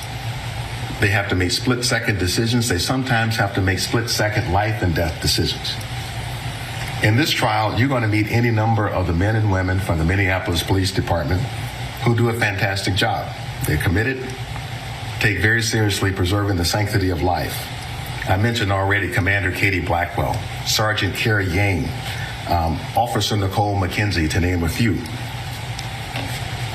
This case is about Mr. Derek Chauvin and not about any of those men and women, and it's not about all policing at all. And this case is not about split-second decision-making. In 9 minutes and 29 seconds, there are 479 seconds, not a split second among them. That's what this case is about. You are going to hear from Charles McMillan. And Charles McMillan is going to talk to you about the excessive force that he saw Mr. Chauvin displaying on May 25th. And he will tell you what he experienced in the way that Mr. Chauvin looked at him and the other bystanders who were calling out for Mr. Floyd's life. He will tell you what he saw in terms of Mr. Chauvin never letting up and getting up on his body. You will be able to observe Mr. Chauvin's body language for yourself in the video and determine what that language says to you. So I'm going to show you in a moment one of the videos that you're going to see in this trial, just to kind of tee up for you what will be the essence of what we will be focused on in the trial. I need to tell you ahead of time that the video is graphic, that it can be difficult to watch. It is simply the nature of what we're dealing with in this trial, ladies and gentlemen. You're going to see any number of videos from the police officers who had body-worn cameras on. But you're also going to see videos from the bystanders, normal folks, the bystanders.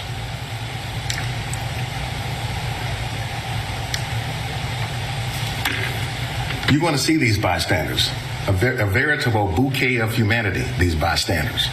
That's not a bouquet of humanity. What the hell are you talking about? You'll see here a little girl who's wearing a green shirt on the right with the words love on the green shirt.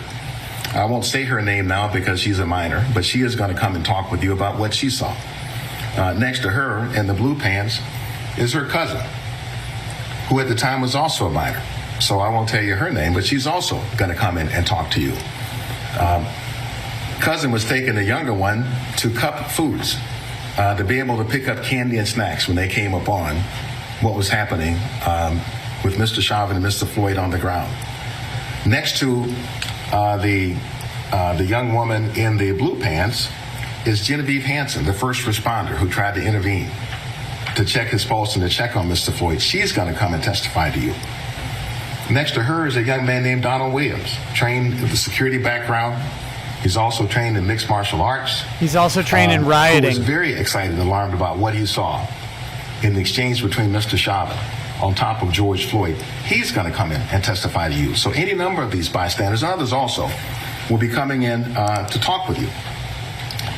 And so they come from the broad spectrum of humanity, different races, different genders. You have older people, younger people. You really just have black and white people. What they all had in common as they were going about their business is that they saw something that was shocking to them, that was disturbing to them, and it made them stop and take note. Stop and take note.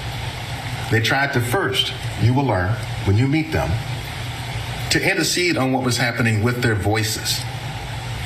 They tried to interject, to exhort, to please stop, to try to get into what we call good trouble just with their voices, because something there was concerning to them. And when that didn't work, you can see any number of them pulled out their cameras to document what was happening, such that it would be memorialized, such that it would not be misrepresented, such that it could not be forgotten. What we'll see this morning will be the footage taken from one of these bystanders in just a moment.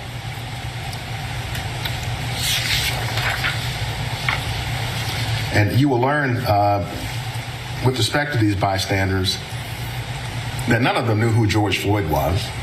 They didn't know his history. They didn't know anything about him. All they knew was they came upon an individual that they saw was in some serious distress under the knees of Mr. Chauvin, and it alarmed them. Hi, everyone. George Stephanopoulos. Shut up, George. Oh, my gosh. I hope you catch fire. All right. Now we're going to watch the defense's statements in just a minute. You guys are so close to 1,000 likes that I think I'm legally obligated right now to go pour a glass of whiskey. So I'll be right back.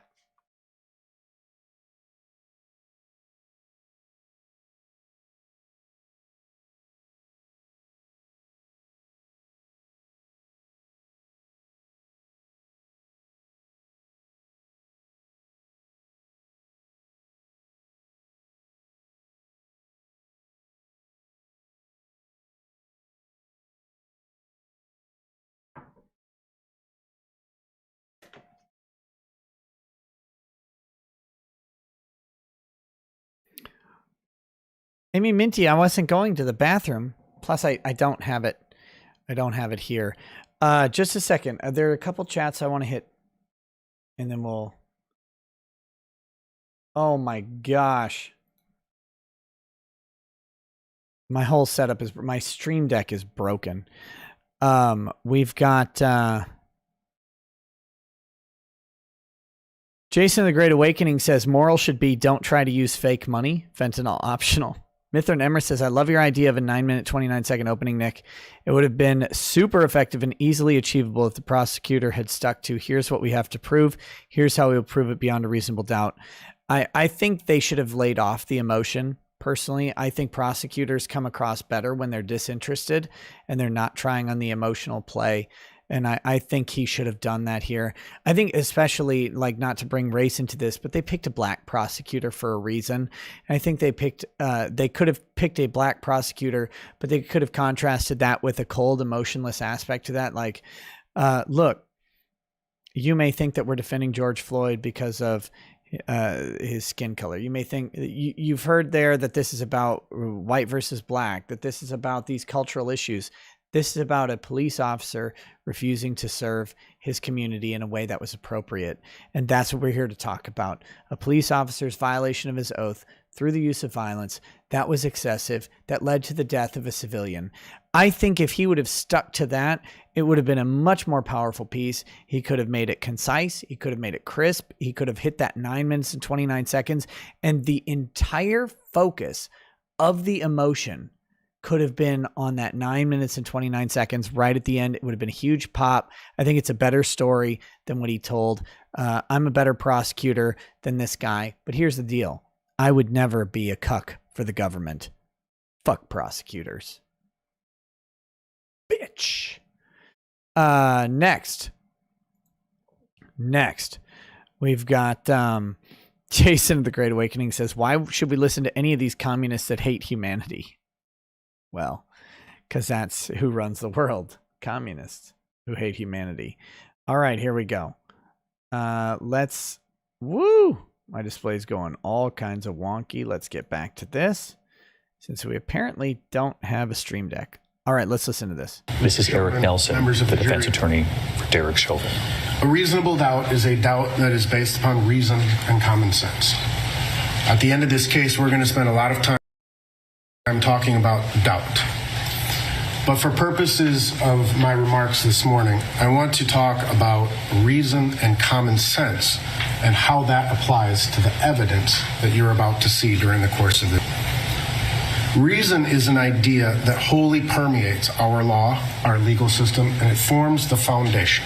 And you will see and hear that repeatedly throughout the course of this trial.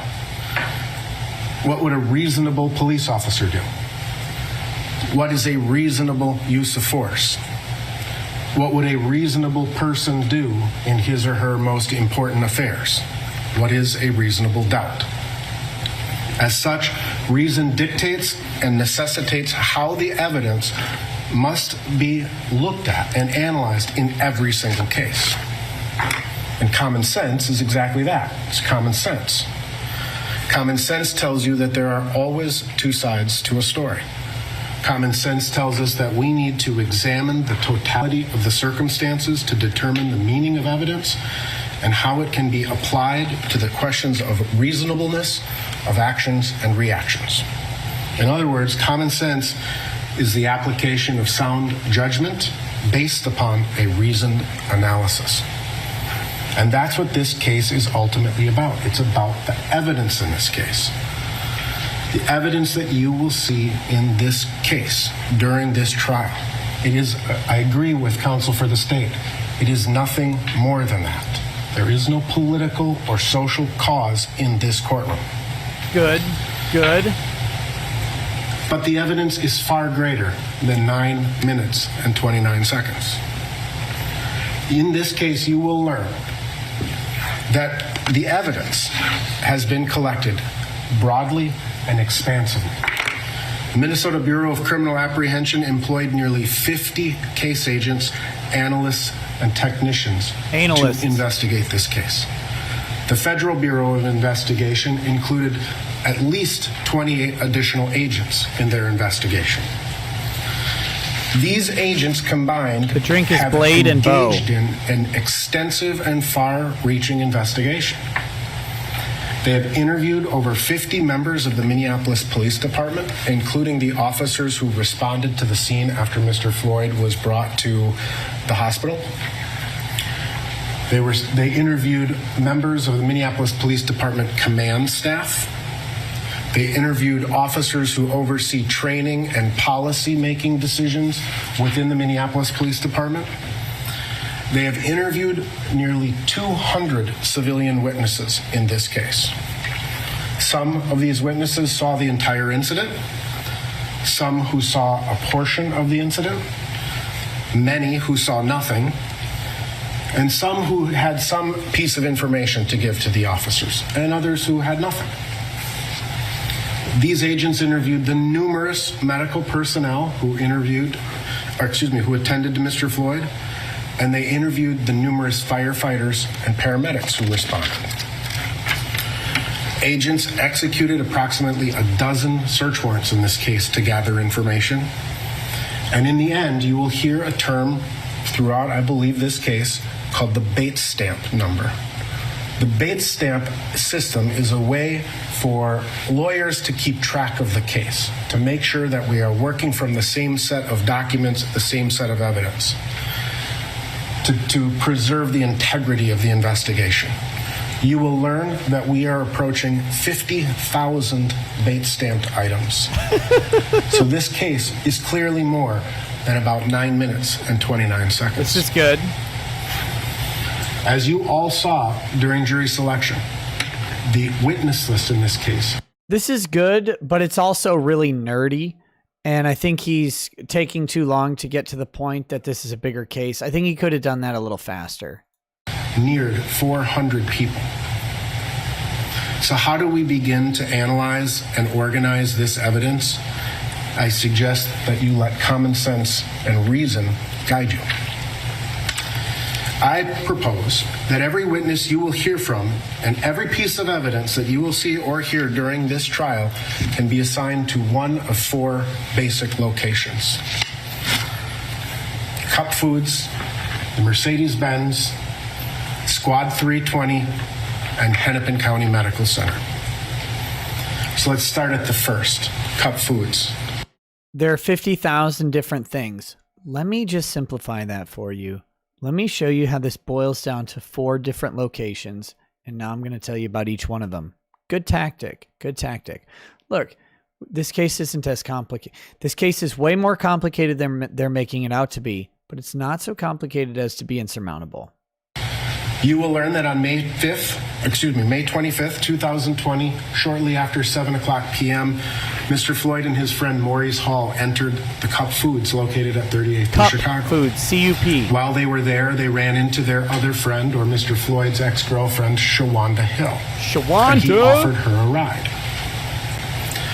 You will hear from Chris Martin, who is the store clerk at Cup Foods. Mr. Martin observed Mr. Floyd. He watched his body language. He interacted with Mr. Floyd in this moment. And Mr. Martin formed the opinion that Mr. Floyd was under the influence of something. You will see the actual video from inside Cup Foods. Mr. Floyd did use a counterfeit $20 bill to purchase a pack of cigarettes. Mr. Martin realized this, and first, along with another one of his co-workers named Nabil Walter, went outside to the car where Mr. Floyd, Mr. Hall, and Ms. Hill were sitting. Mr. Martin asked Mr. Floyd to come in and either buy the cigarettes, exchange, or return the cigarettes. And you will hear from Mr. Martin that Mr. Hall and Mr. Floyd refused. You will hear that a short time later, I'm surprised they were able to get that in. That's stunning to me, that they're able to get in the fact that Floyd refused to return the cigarettes. Good win by the defense getting that in, by the way, because that has nothing to do. It's absolutely nothing to do with Chauvin's actions in this case. So good job. Good job on the defense finding a way to get that in. Martin went back to the car a second time. He went back to ask them again, please come inside, give us the money, or return the cigarettes. And please come inside is what the woman said in the Chauvin, or in the George Floyd porno video. Whoa! That second time, again, Mr. Floyd refused. So, at 8:01 p.m., a second clerk from the Cup Foods named Omar Camaro called 911 to report Mr. Floyd. During that call, Mr. Camaro, you will hear, described Mr. Floyd as drunk and that he could not control himself. He's not acting right. He's 6 to 6.5 feet tall. That's racist. Accordingly, Minneapolis police officers Thomas Lane and Alexander King were dispatched to the scene and arrived at 8:08 p.m. They were driving Minneapolis Squad Car 320, and they faced parking southbound in the northbound lane of Chicago Avenue and were directed by store employees immediately to the second location, the Mercedes-Benz. During this trial, you will hear evidence of what happened in the Mercedes-Benz in the 20 to 30 minutes prior to the police arriving. You will hear from Mr. Floyd's friends, Shawanda Hill and Maurice Hall. This will include evidence that while they were in the car, Mr. Floyd consumed what were thought to be 2 Percocet pills. Mr. Floyd's friend Give a girl 2 Percocet, 2 Vicodin, and the panties drop. That's what I learned from Tweeter in Varsity Blues. Will explain that Mr. Floyd fell asleep in the car and that they couldn't wake him up, that they kept trying to wake him up to get going, that they thought the police might be coming because now the store was coming out. And they kept trying to wake him up. And in fact, one of these friends called her daughter, Miss Hill, Shawanda Hill, called her daughter, Shakira Prince, to come and pick her up because they couldn't keep Mr. Floyd awake. At 8:09 p.m., Officers Lane and King approached the vehicle, and Officer Lane approached the driver's side of the vehicle, and Officer King approached the passenger side. During the course of this trial, you will see and hear the body-worn cameras of these officers that fully capture the entire interaction with Mr. Floyd and his friends. You will see Officer Lane draw his service weapon after Mr. Floyd failed several times to respond to his commands to show him his hands. This is so this is good. What the defense has to establish here is that George Floyd, this is a tough battle for the defense. I think they can do it. I disagree, but I think they can manage this. They have to convince the jury that George Floyd was actively resisting rather than just passive resistance. Passive resistance is your body's natural reaction to someone trying to handcuff you. Believe it or not, outside of the BDSM world, most people don't like to be handcuffed without their consent. And so their body will naturally react. Like your muscles will tense up, you'll resist it a little bit. That's passive resistance. Active resistance is more. I don't think, based on my observation, and I'm just a lawyer, I'm just a guy with an opinion, it's okay, all right? I don't think that George Floyd was actively resisting them putting the handcuffs on.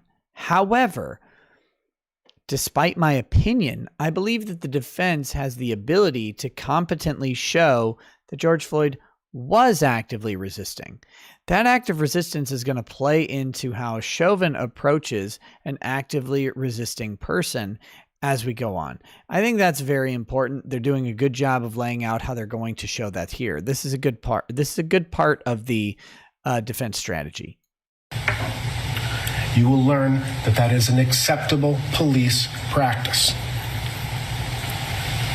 You will see the officers struggle with Mr. Floyd to get him out of the Mercedes-Benz and handcuffed.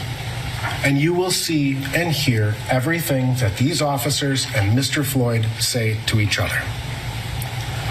The evidence will show that when confronted by police, Mr. Floyd put drugs in his mouth in an effort to conceal them from the police.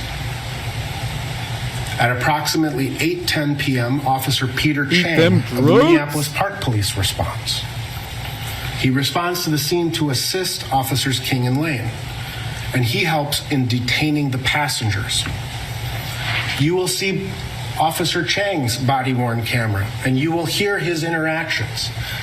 This becomes important as we learn about police practices, because what you will learn is that when an officer responds to what is sometimes a routine and minimal event, it often evolves into a greater and more serious event. You will see surveillance videos near Squad 320 from a local business called the Dragon Walk that capture the actions and reactions of everyone present at that location, including evidence of further concealment of controlled substances. During the course of the investigation, 2 search warrants were executed on the Mercedes-Benz. The first on May 27th of 2020, the second several months later on December 9th of 2020. BCA agents located various pieces of evidence during both of these searches. BCA is the Bureau of Criminal Apprehension. That later analysis by the BCA revealed to be a mixture of methamphetamine and fentanyl. This is what's called a speedball. You gotta love that speedball. What you gotta do is you gotta combine meth and fentanyl, because you gotta have that downer, mellow effect of the opiate, and you gotta combine that with the upper stimulant, pinky in the asshole effect of meth. That's how you really get rocked up and ready to hit the courts. A mixture of an opiate, the basketball courts, bitches. You will learn that these pills were manufactured to have the appearance of Percocet. While standing next to the Mercedes-Benz, Officer King and Officer Lane both asked Mr. Floyd what he was on. And he says he is on nothing. Officer King and Lane escorted Mr. Floyd to the third location, Minneapolis Squad 320. The evidence will show that as Officers King and Lane escorted Mr. Floyd to their squad car, a citizen by the name of Charles McMillian walked alongside them. He kind of joined them. And he was encouraging Mr. Floyd to cooperate with the officers. Get in the car, you can't win. The evidence will I hit more speedballs than Sammy Sosa, motherfucker. show that... Just kidding, I don't do drugs. Don't do drugs, kids. That's a joke. If I did drugs, I'd be dead as Floyd. Mr. Floyd and the officers began to struggle as they attempted to get him in the squad car. And you will learn that Officers Derek Chauvin and his partner Tu Tao arrived to assist Officers King and Lane at 8:16 and 48 seconds, almost 8:17. Upon their arrival, the first thing that Officer Chauvin sees is Officers King and Lane struggling with Mr. Floyd. Mr. Chauvin asked the officers, is he under arrest? Yes. And then Officer Chauvin began to assist them. If Chauvin isn't doodling anime chicks with boobs, he deserves to go to prison. In their efforts to get him into the squad car. You will see that 3 Minneapolis police officers could not overcome the strength of Mr. Floyd. Mr. Chauvin stands 5'9", 140 pounds. Mr. Floyd is Manlit. 6'3", weighs 223 pounds. You will learn that because of this intersection at 38th and Chicago is considered a high crime area, the city installs what's called the Milestone Video System. It's a camera that sits high atop a pole and can surveil the entire intersection. When you see these videos pulled back from afar, you will be able to see the Minneapolis police squad car rocking back and forth during this struggle. So much so that it catches the attention of the 911 dispatcher, Jenna Scurry. This was not an easy struggle. As the struggle continued... There is no way Chauvin's 140. Can we do that? Can we figure that out? There is no way. Like 5'9" I buy. He's not the tallest dude on the planet, but 140, 5'9", 140. Some of my friends in college were like 5'6", 140. Those guys were tiny. Chauvin isn't tiny. 140?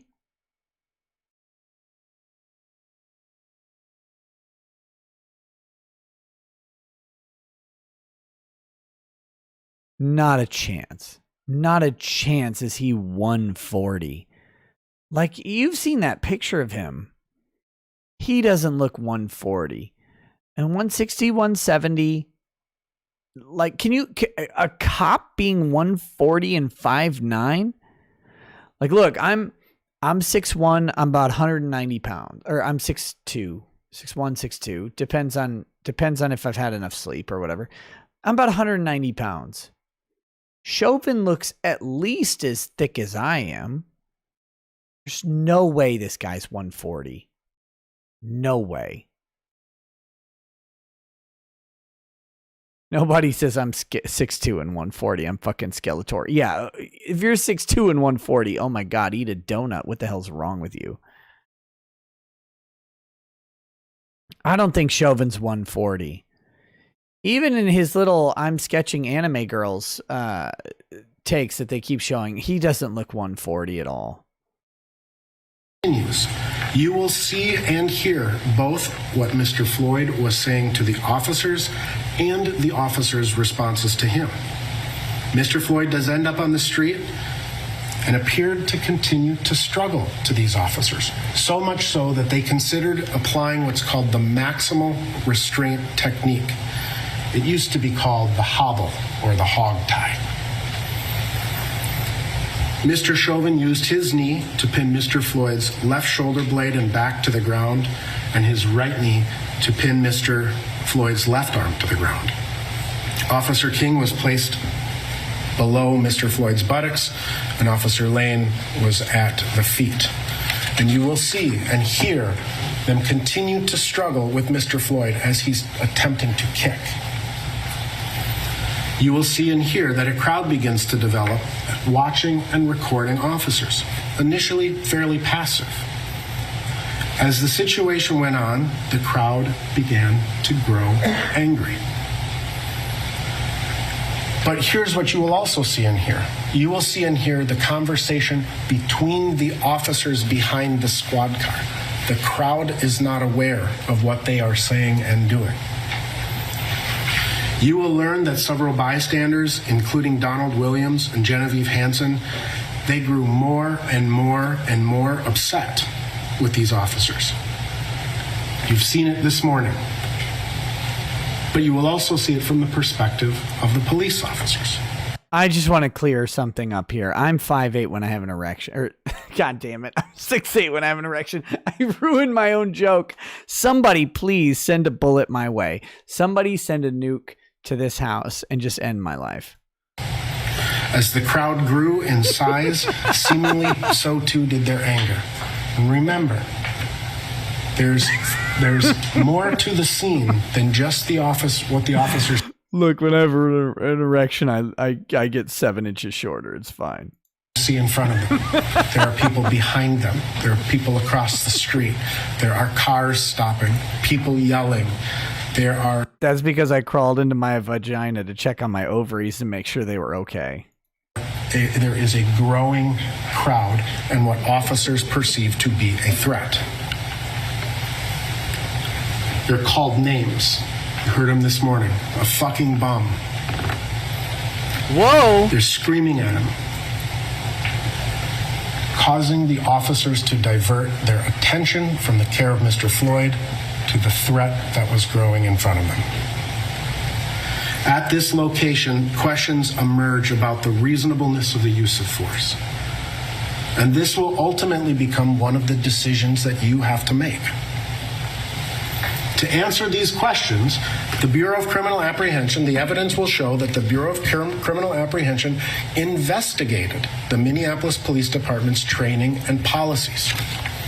You will learn about things such as the authorized use of force, proportionality of force, excited delirium, defensive tactics, including prone handcuffing, neck restraints, maximal restraint technique, the swarm technique. Stop talking dirty to me, defense attorney. You will learn about rapidly evolving situations and the Minneapolis Police Department's decision-making model. You will learn about crowd control, medical intervention, de-escalation, procedural justice, crisis intervention, and the human factors of force. That is, what happens to a police officer or any person when they are involved in a high-stress use of force situation. And you will learn that Derek Chauvin did exactly what he had been trained to do over the course of his 19-year career. That's what I'm talking about right there. To bring this back to seriousness, notice what he said. He's going to talk not about what's in a manual. Manuals are stupid. Manuals are for nerds. Who reads? Cops don't read, cops act, cops interact, cops react, right? All of those things have the root word of act. Cops are out there.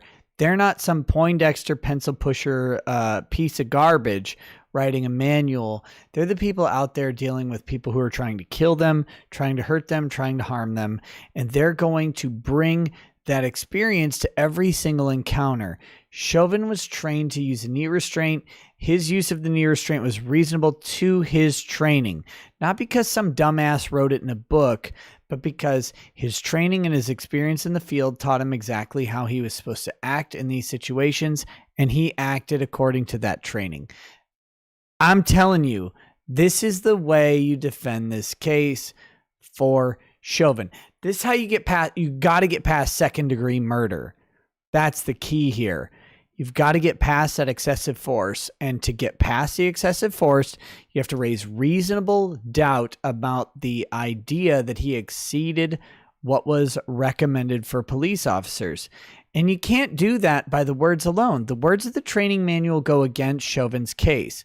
The idea that he has been trained on this, that he used it practically in the situation at the reasonable level, that's how you get past this. You raise that specter of doubt in the jury and you say, look, he didn't exceed it. If you were in the same situation, one, you wouldn't have any concept of time because you're constantly being threatened. You're on high alert the entire time. We've got use of force experts verifying this, that you have no concept of time while you're engaged in this sort of high level activity. And he reacted in the way that comported with his training to the best of his ability, at the best of his judgment at that time. And there's no way you would have done anything different, because if you did, you'd be dead in the ground by some guy trying to kill you. The use of force is not attractive, but it is a necessary component of policing. The evidence will again demonstrate that the Minnesota Bureau of Criminal Apprehension conducted 2 searches of Squad 320. You will learn that in the second search of Squad 320, agents recovered several pieces of partially dissolved pills. You will learn that these pills were again analyzed, were again shown to be consistent or similar to the pills found on the Mercedes-Benz, in that they contained methamphetamine and traces of fentanyl. Moreover, these pills contained the DNA and saliva of George Floyd. Which leads us to our final location, Hennepin County Medical Center. The evidence will show that officers made 2 calls for emergency help. Those calls were within 1 minute and 30 seconds of each other. The first call, officers called for paramedics to arrive code 2 because Mr. Floyd had a nose injury. He was bleeding from the nose. That occurred during the struggle. Mr. Floyd banged his face into the plexiglass partition of the squad car. You will see the blood evidence in the squad car. That first call came at 8 o'clock, 20 minutes, and 11 seconds. The second call was what's called a stepped up call, or a code 3 call, meaning get here as fast as you possibly can. That call was made and placed at 8 o'clock, 21 minutes, and 35 seconds. You will learn that paramedics arrived on scene at 8:27 and 18 seconds, just 19 minutes after Officers King and Lane arrived, within 6 minutes of it being called a code 3, and they did what they refer to as a load and go because of the crowd. They came, they picked up rather than attempting to resuscitate him or treat him on the scene, they loaded him into the ambulance and they drove to a location several blocks away. This is a good strategy for the defense. What they're doing here is saying this is why no one administered first aid to Floyd, because the scene was not secure. They needed to grab him and move him to a secure scene before they could administer first aid. The problem for the defense here, and again, you guys, when I point out these problems, I'm not pointing them out to say, oh, they're not going to win on this. I'm saying what the defense has to overcome. The defense here has to convince the jury that when the paramedics arrive, there's about a 55, if I remember right, about a 55-second period where the paramedics arrive, check Floyd, and Chauvin's knee remains on Floyd's neck or back.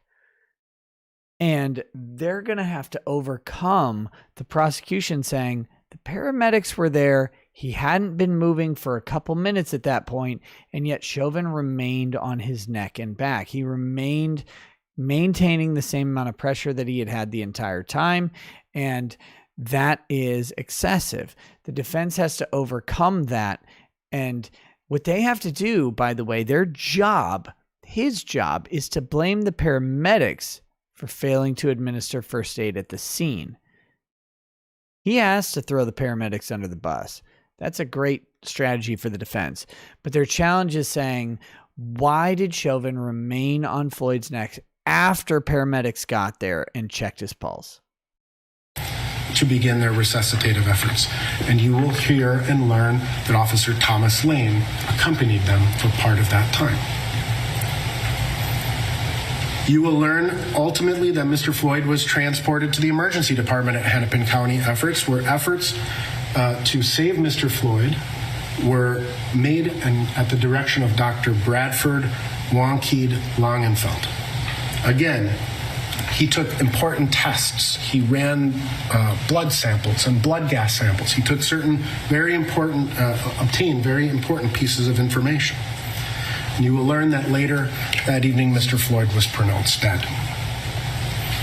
The evidence will show then that Dr. Andrew Baker of the Hennepin County Medical Examiner's Office conducted the only autopsy of Mr. Floyd.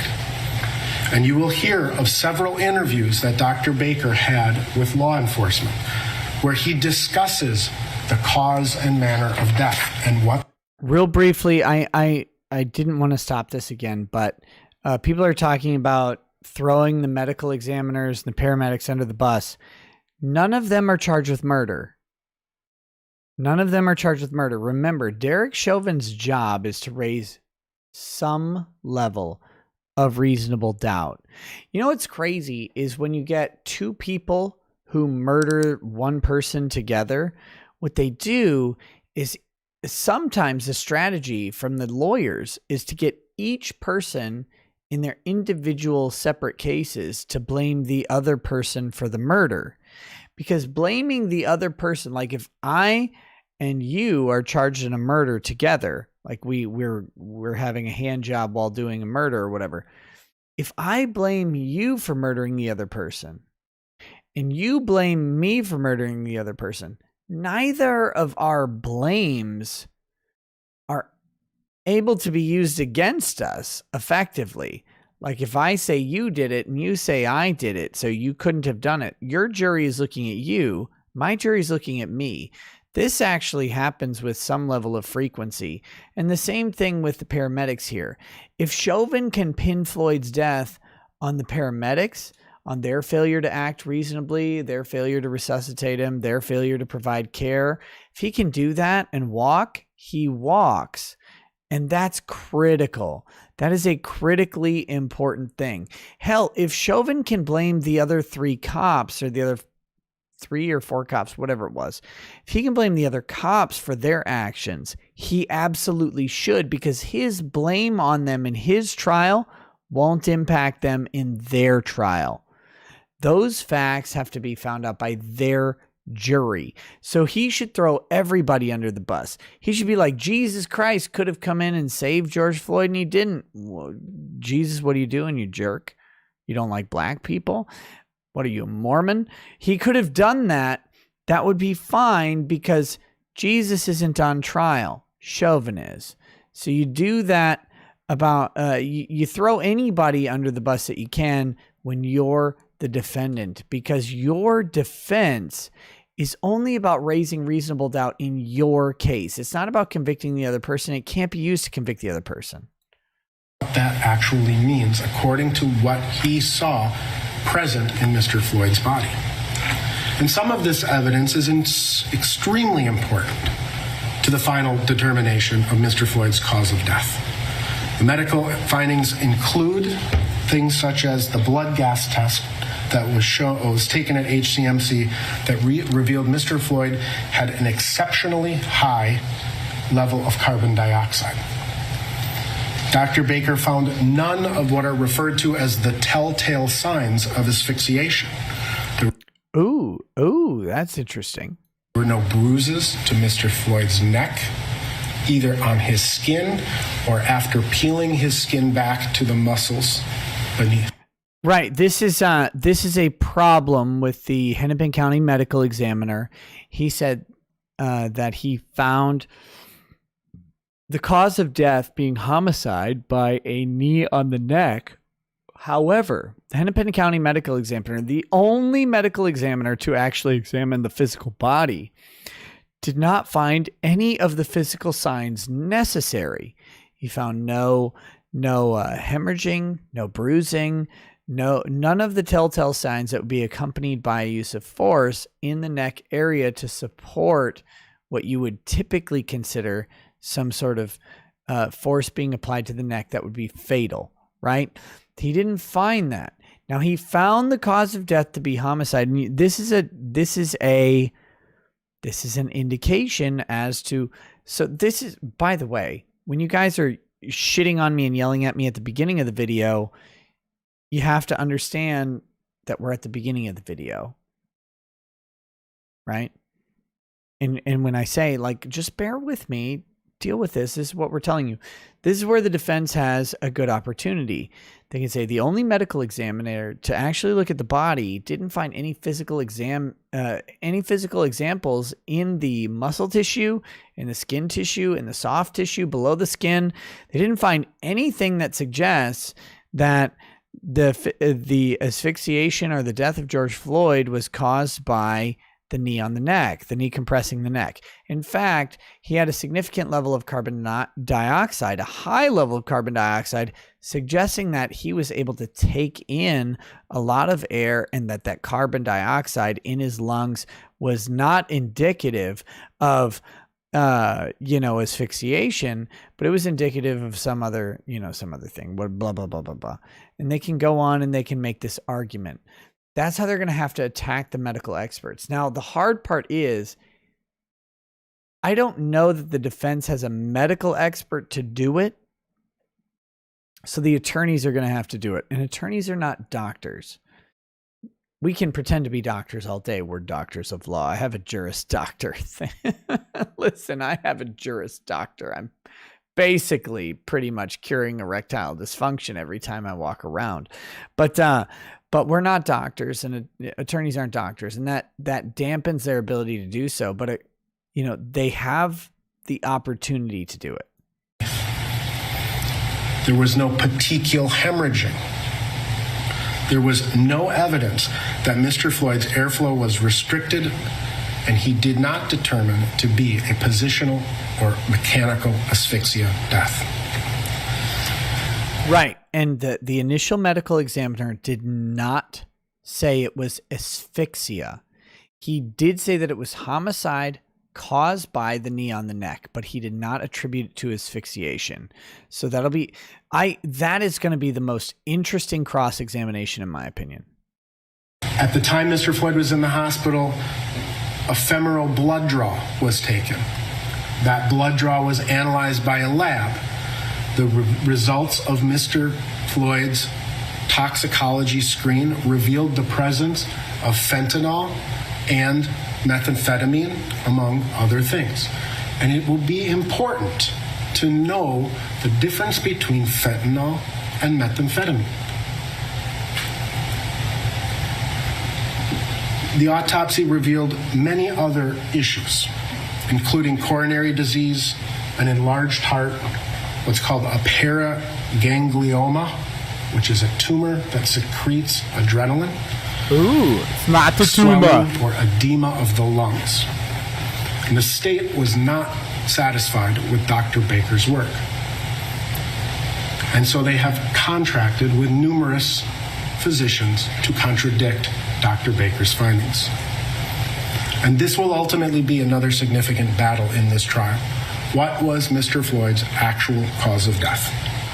The evidence will show that Mr. Floyd died of a cardiac arrhythmia that occurred as a result of hypertension, his coronary disease, the ingestion of methamphetamine and fentanyl, and the adrenaline flowing through his body, all of which acted to further compromise an already compromised heart.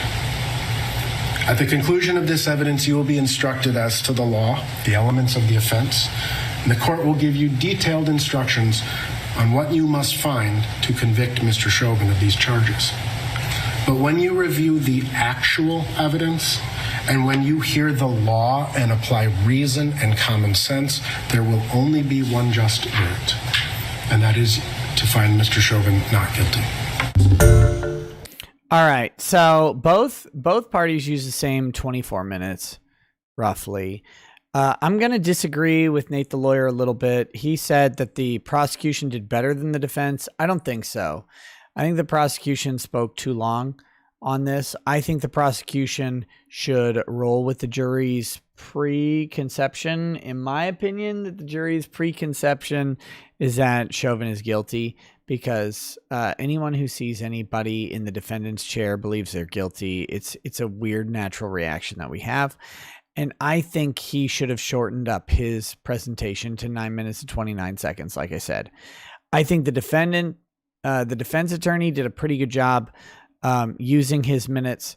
I think the 24 minutes is appropriate for the defense. I think it's a more complicated defense.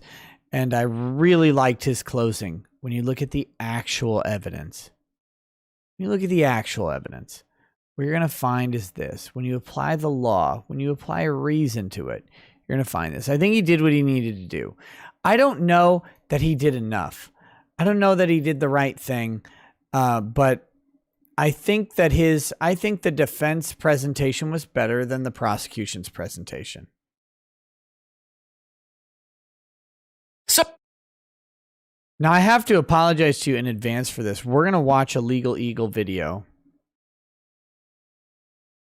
It's going to be horrible. Ace of Spades. Oh my God, this is terrible. God, I hate how this fucking setup is. Ace of Spades says, Steven Crowder did the same knee on the neck hold to prove that he didn't die from asphyxiation. It's uncomfortable. He could still move and talk and breathe. Also, the defense go and show a minor and point her out on TV. Lol. Look. Nobody said that he died from asphyxiation. Crowder can do whatever he wants. Crowder has a big enough audience. He can literally do anything. Crowder could sit there and jerk off on stream for 20 minutes and he could make $1 billion. It's fine. But the argument is not that he died from asphyxiation. It's not the state's perspective. It's not anything. And it's a pointless internet prank. And I like Crowder. I'm not shitting on him, but it has nothing to do with his trial. They're not going to be testifying that he died from asphyxiation. The medical examiners don't support the death from asphyxiation. The problem is, did Derek Chauvin... Here's the reality. Here's the legal standard. Did Derek Chauvin's actions amount to excessive force? Because if they're excessive force, and that excessive force ended up with a dead person, even if that excessive force didn't cause it. But if he committed excessive force, which is a felony, and George Floyd died, Chauvin's guilty of second-degree murder. If that's not the case, if he created an environment that was unreasonably dangerous to human life, then he's guilty of either third-degree murder or second-degree manslaughter. It's not about whether he died of asphyxiation. That doesn't matter. And by the way, even if, and this is a point I made earlier, even if George Floyd was already dying of a fentanyl overdose and would have died at 1 p.m., but Derek Chauvin caused him to die at 12:50 p.m., Derek Chauvin is guilty at that point of either manslaughter or murder. You don't get to kill someone early, even if they would have already died. That's why I said if his defense is, well, he was overdosing, therefore we win, that's a losing case. You may not like it, but that's the law. You don't get to kill someone if someone is falling off a building and you shoot them with a sniper rifle, you're guilty of murder, even if they would have died upon landing. That's just how it goes. You may not like it. That's how it goes. Okay. So they cannot rely on he was dying of fentanyl and Chauvin just made it happen earlier. They have to establish that Chauvin was not the cause of death at all. At all. If he was the cause of death in any capacity, asphyxiation, a blood choke, if he is determined to be the cause of the heart arrhythmia, If he is determined to be the cause of the increased adrenaline, he's the cause of death. He is guilty at that point. That is something I don't think people understand. It's not my opinion. I don't care if Chauvin is guilty or not. I don't care. I want justice to be done, whatever that means. Chauvin's guilty, fucking put him in prison forever. Who cares about this asshole cop? If Chauvin is not guilty, please don't put him in prison. He was just a cop doing his job. One of those two things is true. I don't care which one it is. I don't know the guy. Doesn't matter to me. And people getting wrapped up in identity politics on Chauvin versus Floyd, hey, fuck off. Those identity politics don't matter here. You have a government agent and a citizen. If the government agent killed the citizen, that's bad. If the government agent didn't kill the citizen, that's good. Whatever the outcome is, we shouldn't be wrapped up in, like, somehow the media has twisted this into white versus black, which is fucking nonsense. And if that's where you are, get out of it. Get out of it right now. We've got to stop this white versus black bullshit. We've got to stop all of the identity politics. This is about governments and citizens. If the government killed the citizen without just cause, it's bad. If the government didn't kill the citizen without just cause, that's a good thing. If the government was acting appropriate, that's good. So if Chauvin is guilty or innocent is irrelevant, and you've got to get away from the identity politics of this. I know it's hard because it's all the media is selling, but it really doesn't matter. If Chauvin caused the death of Floyd, even if Floyd was going to die 1 minute later, then Chauvin's guilty. If Chauvin didn't cause the death of Floyd, then Chauvin is not guilty. That's it. That's what we need to determine. That's the answer. Once we figure that out, it's great. Zero BP, do I believe that it was at least manslaughter? At this point in time, I think they have a good case for manslaughter. I don't know if it was or not. I don't know all the facts. I'm just a guy on the internet. Based on what I've seen, I think they have a case for manslaughter. I think they may have a case for third-degree murder, personally. But if they don't have the case for third-degree murder, I think second-degree manslaughter is a possible appropriate charge. I'm not saying he did it. I'm saying they have the evidence for it from what I've seen. I am willing to be persuaded. I don't care if George Floyd is I don't care if Derek Chauvin's convicted or not. No dog in this race. I don't care. So please, like, when I'm telling you what my opinions are, they're literally just my opinions. Okay? It's not personal. Whatever happens. Won't be any skin off my teeth. Okay. Let's do this last video. This is Legal Eagle talking about Sidney Powell. This is a complete change of pace, but I promised it in the description that we would do this. I promised it in the description that we would do this. Hey, Sword and Scales in the chat. Guys, if you have any level of boner for true crime podcasts, you've got to check out Sword and Scale. Please, please, please. First of all, Mike is a turbo chat. He's a great dude. Second of all, they will teach you about criminal cases. Like, you're like, knee on the neck. I just learned about a guy that ate babies and spit out their bones to kill women with them. That Sword and Scale is great. That is the true crime podcast you should be listening to. Hide your wives, hide your daughters, because women love true crime. Guys should love true crime too, and you should listen to Sword and Scale. They're the best coverage of it. So go check it out. All right, let's do this. Legal Eagle, not legal cuck. I don't know what I was saying there. Let's do this. This is him talking about Sidney Powell's defense. I did a video on this yesterday.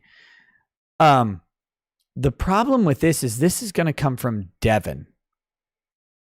Aperion 3D asked about the SEC lawsuit on Liberty/Odyssey. Stay tuned. We're going to be talking about that very soon. So, Sidney Powell has filed a motion to dismiss the multi-billion-dollar lawsuit filed by Dominion. And yet, I hate this motherfucker's production. Some asshole is editing his videos for him, and God, I hate him. the headlines are true. Her principal defense in this motion to dismiss is that no reasonable person would listen to the things that she said and Wrong, you lying motherfucker. You're a lawyer. Stop it. Stop it, you piece of shit partisan hack. You fucking pile of garbage. Legal Eagle is the biggest fucking cuck on the internet because he won't be honest. You can be partisan but still be honest. Sidney Powell's defense is that it's not a statement of fact. It's a statement of opinion to be reasoned out by the court. There's a big difference there. There's a big difference, and he's ignoring it, and Devin should know better. That's the worst part of this piece of garbage. Understand it as a fact. Now, that is both true and hilarious, but probably not hilarious for the reasons that most pundits have discussed. But we'll get to that, because this whole motion is ridiculous.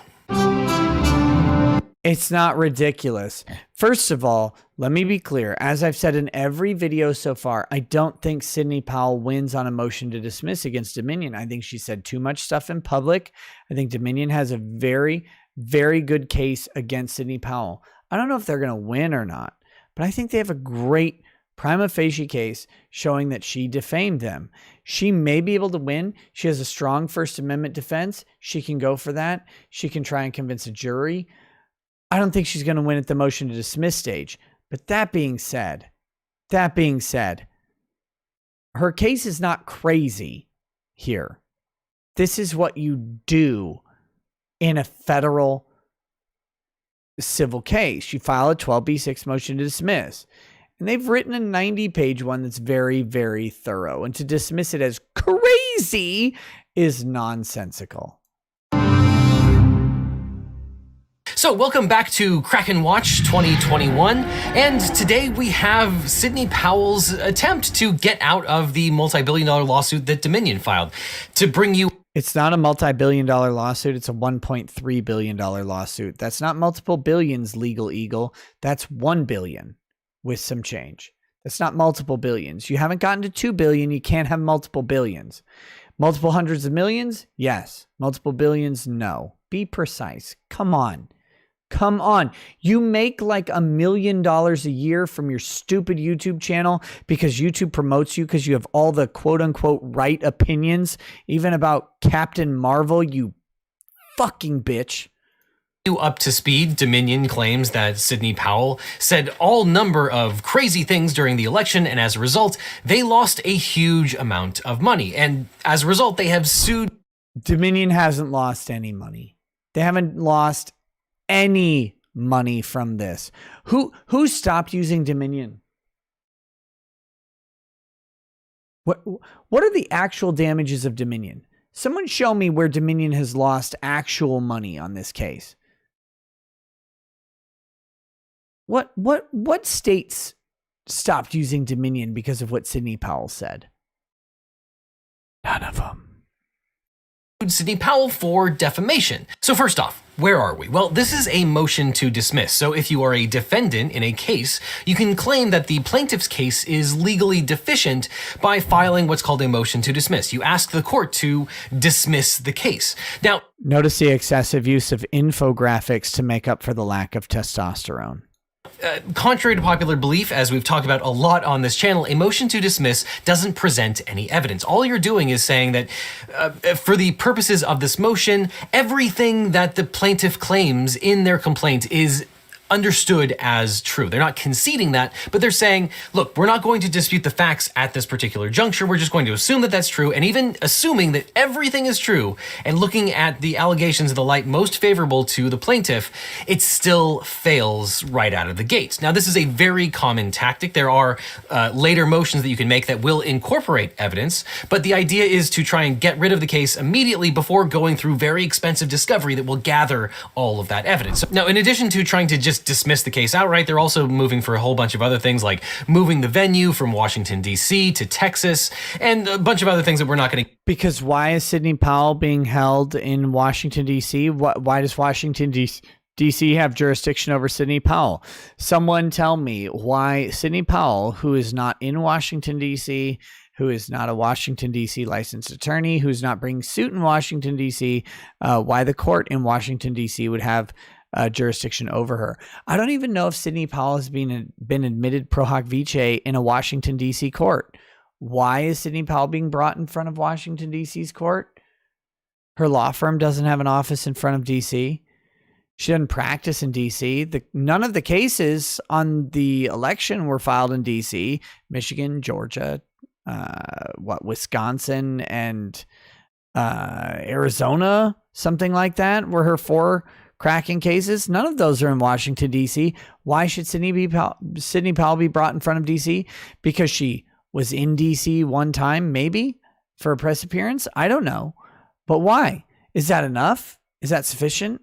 None of the claims she's making were made in D.C., as far as I know.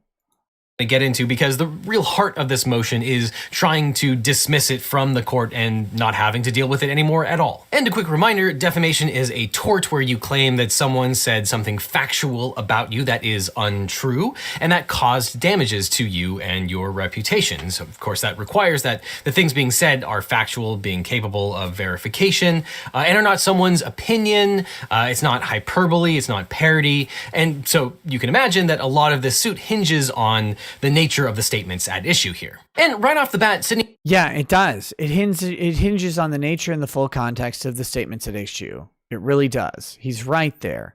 That's an important part of what Sidney Powell is arguing here.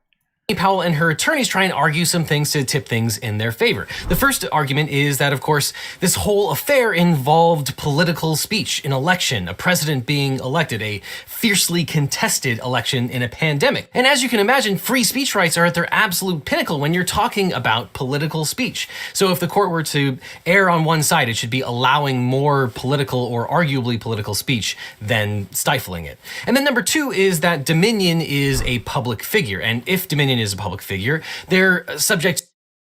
Sword and Scale says, call me, Nick. Got canceled again? Oops, as Brittany would say. What? Sword and Scale, you got canceled again? Buddy, you gotta stop. Okay. I'll call you tomorrow. We'll talk. I'm on Florida time, so I'll be an hour later than I would normally call you, but I'll call you tomorrow. Dominion is a public figure. This is the problem with Dominion's case. This is a hard part for Dominion to overcome. Doesn't mean that they can't do it, but they do have to overcome the fact that Sidney's speech is protected at basically the maximum level here. We're pushing the boundaries of free speech. She's talking about someone who participated actively in an election, during an election, in a political manner, and about their actions related to the election. I mean, this is the maximum.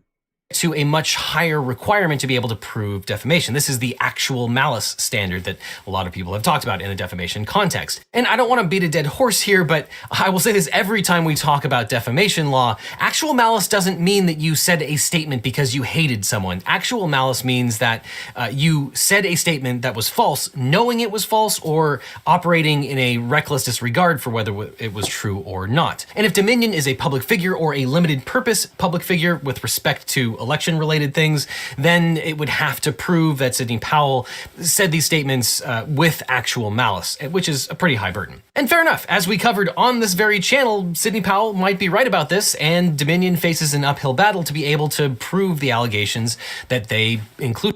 If Dominion is not a public figure, all courts need to be purged in the fires of hell. In their complaint. But that's where this motion to dismiss starts to go off the rails, because now Sidney Powell starts arguing substantively that these statements that she made, the hundreds of them, cannot give rise to defamation, and here's where things get a little bit ridiculous. And then Sidney Powell goes straight to the heart of it and argues, analyzed under these facts, even assuming arguendo that each of the statements alleged in the complaint could be proved true or false, no reasonable person would conclude that the statements were truly statements of fact. And there are lots of people on the internet taking that statement and saying that Sidney Powell has admitted that everything that she said was completely false and admits that she's a liar. Not so fast, though. The things that she's arguing are pretty crazy. That's not one of them. That is technically a defense to defamation, to say that... Credit to Devin. He's right on this. Thank goodness. I thought he was going to be terrible. I thought he was going to be terrible on this, but credit to Devin. He's right here. The things that you're saying are not statements of fact. What she's hearkening back to is the idea that what she is saying is opinion. There are lots of facts out there, and then she just interprets them, and that interpretation is not a statement of fact that can give rise to defamation. This is not a bad strategy. It is a bit of a mea culpa. It's not a good strategy, but it's probably... It's not a mea culpa at all. It's literally not a mea culpa. Again, Sidney Powell may hang for her statements.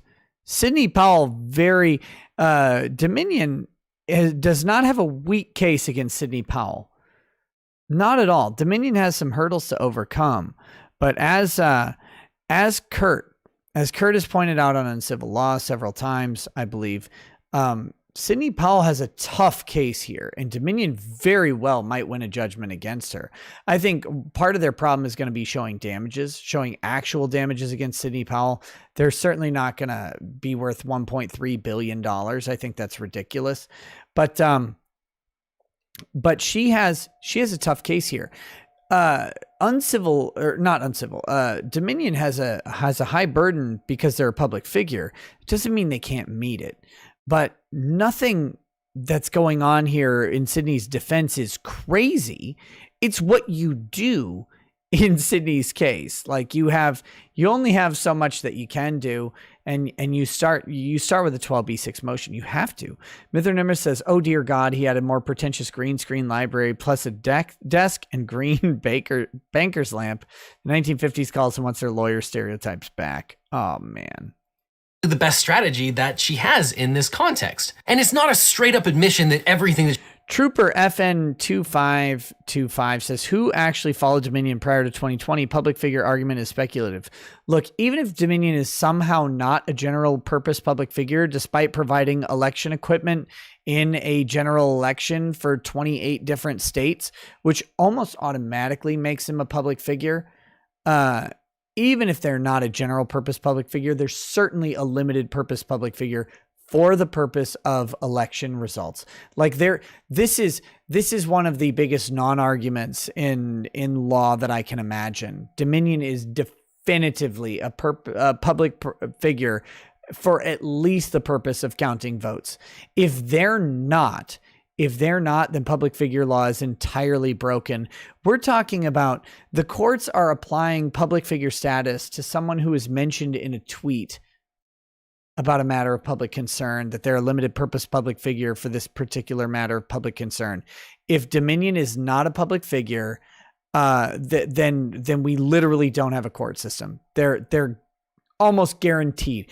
It is hard to find a more public figure than someone who provided voting equipment for 28 states to participate in the election of the president of the United States.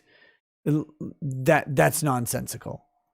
She says was false. In fact, later in the motion, they say that Sidney Powell actually does believe these things. They are sort of arguing that no reasonable person would believe them, but also that she does. They're not arguing that no reasonable person would believe them.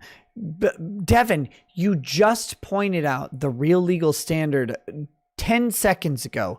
They're not arguing anything about belief at all. In fact, reasonable people, in their argument, reasonable people are free to believe Sidney Powell's points. What they're saying is no reasonable person can take them as a fact statement that can be proved true or false by the nature of the statement alone, made in the context of litigation and the hyperbolic nature of litigation in a highly charged political environment. No one can take them as a definitive statement of fact. They're free to believe them as a statement of opinion. That's fine. That's not what she's arguing. You had it right 10 seconds ago. Why are you changing now? We all know why Devin is changing now. does believe them, but we'll get to that in a second because it's just crazy. The other thing that she's sort of arguing here is the idea that you can sometimes say things that would give rise to defamation as a fact, but given the context of the situation, it sort of walks it back. And the famous example of this is the fake letter written by Jerry Falwell that appeared in Hustler magazine, where this putative Jerry Falwell talked about losing his virginity and all kinds of raunchy things in Hustler magazine. It was clearly satire and parody. And even though these were things that were sort of alleged as being true, these were factual statements, the context made it clear that no one would understand these to be actual allegations about Jerry Falwell. Now, ironically, the context may not actually help Sidney Powell in this case, because not only is she saying all of these things on TV, on Fox News, at the RNC, where she argues that it's clearly just political theater, but she's also making these exact same arguments in front of judges. Devin, how are you wrong on this? What she's hearkening to is the litigation privilege. This is basic. This is basic. In fact, again, Sidney Powell is probably not going to win this motion to dismiss. I want to point that out there. However, the fact that she's making them in court actually supports her case. What her entire point is she says, I'm making these statements in the context of litigation. And in the context of litigation, I'm going to make these statements also in public because I'm going to attract people to bring support to my case, both monetarily and morally. I believe these things to be real, but I'm making them in the context of litigation. Why is Devin doing this? Uncivil, help me out here. How does he not get this? You have a litigation privilege. If every single attorney who said a statement that ended up being not factually correct and damaged someone because they accused him of a crime or whatever was prosecuted for this, even civilly, every single prosecutor on earth would be in billions of dollars of debt because they make factual statements about people committing crimes and those people end up getting off, right? They get acquitted. They're not guilty. Every single one of those should bankrupt every single prosecutor, except you have a litigation privilege. You get to make assertions about someone in litigation, and those assertions are privileged against the idea of defamation because you make a case for your factual analysis, and then the finder of fact has to determine what's the best factual analysis in the case. And they're going to borrow some from the prosecution, they're going to borrow some from the defense, and they're going to make up what is the actual story. That's the nature of the adversarial system. Devin here is acting like Sidney Powell's use of this in court is damning to her. No, it's her biggest defense in this. And again, she very well could lose this dismissal. She probably will lose this dismissal. However, that is her making them in court is not bad for her. It's actually good for her. It's actually good for her case. It's the opposite of what Devin is saying. This guy is such a partisan hack. It pisses me off. God, what an embarrassment to the profession. She filed numerous lawsuits contending that these things were actual facts. So Sidney Powell Yes. And in the context of those here, to elaborate on this, you have litigation privilege if you're making the claims in the litigation. If you start making the same claims outside of the litigation, or if you're the one to expose the litigation to publicity, and this is where I think Sidney Powell has a big problem. She posted her complaints prior to them being filed for the Michigan Kraken lawsuit. If I remember right, she posted those complaints on her website prior to them being filed and publicly available. She's at that point probably destroying her litigation privilege because she is saying she's entering these things into the public in a lawsuit and saying, I made these in a lawsuit, therefore you have more reliance on them than you otherwise would, right? Like that's the idea. That's why she did it. I think personally that destroys her litigation privilege. However, it's the reverse. It's not her making them in the lawsuit is to her credit. Her making them in public prior to the lawsuit being publicized by someone else is to her detriment. That's the nuance here. And I don't understand why Legal Eagle gets this wrong, other than the fact that he's a giant idiot. IWD says President Mauricio Marci of Argentina and Jose Gomez Centurion, founder of the NOS party, accused Dominion of rigged several elections. Their international reputation is terrible. They should be public figures by infamy. Well, that as it may be, we're talking about their reputation in the United States. Finds herself on the horns of a dilemma here, because on the one hand, she's arguing these aren't factual statements. They're more akin to an interpretation or an opinion, especially given the context. But then on the other, she's actually making these arguments to judges. She wanted the courts to actually intervene and grant temporary restraining orders, preliminary injunctions, relief, to overturn the elections on the basis of the things that she's saying here. Yes. Yes. By the way, not everybody who loses preliminary injunctions is wrong on the facts. By the way, not everyone who loses lawsuits is wrong on the facts. One of the famous ones is Twombly versus Bell Atlantic, or whatever it is, where they accused Bell Telephone of being a monopoly in the market. The problem was they couldn't point to a place where Bell Telephone had an actual meeting that amounted to an anti-competitive practice.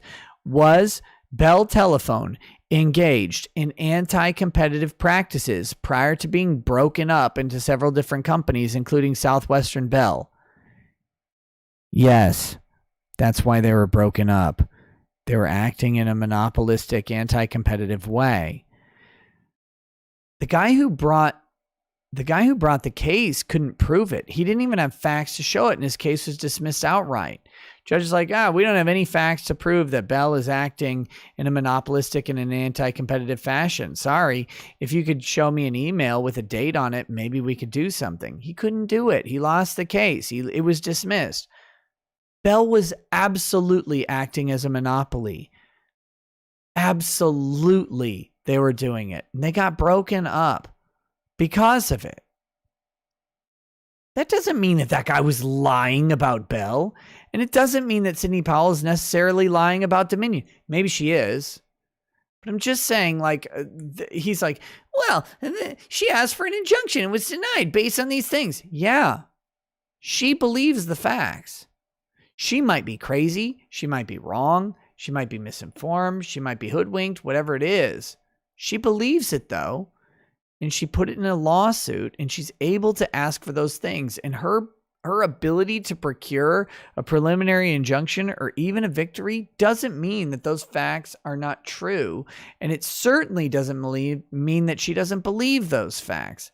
Again, Sidney Powell has a huge uphill battle here, but it's just frustrating to see this entire process misrepresented by this giant weeping vagina.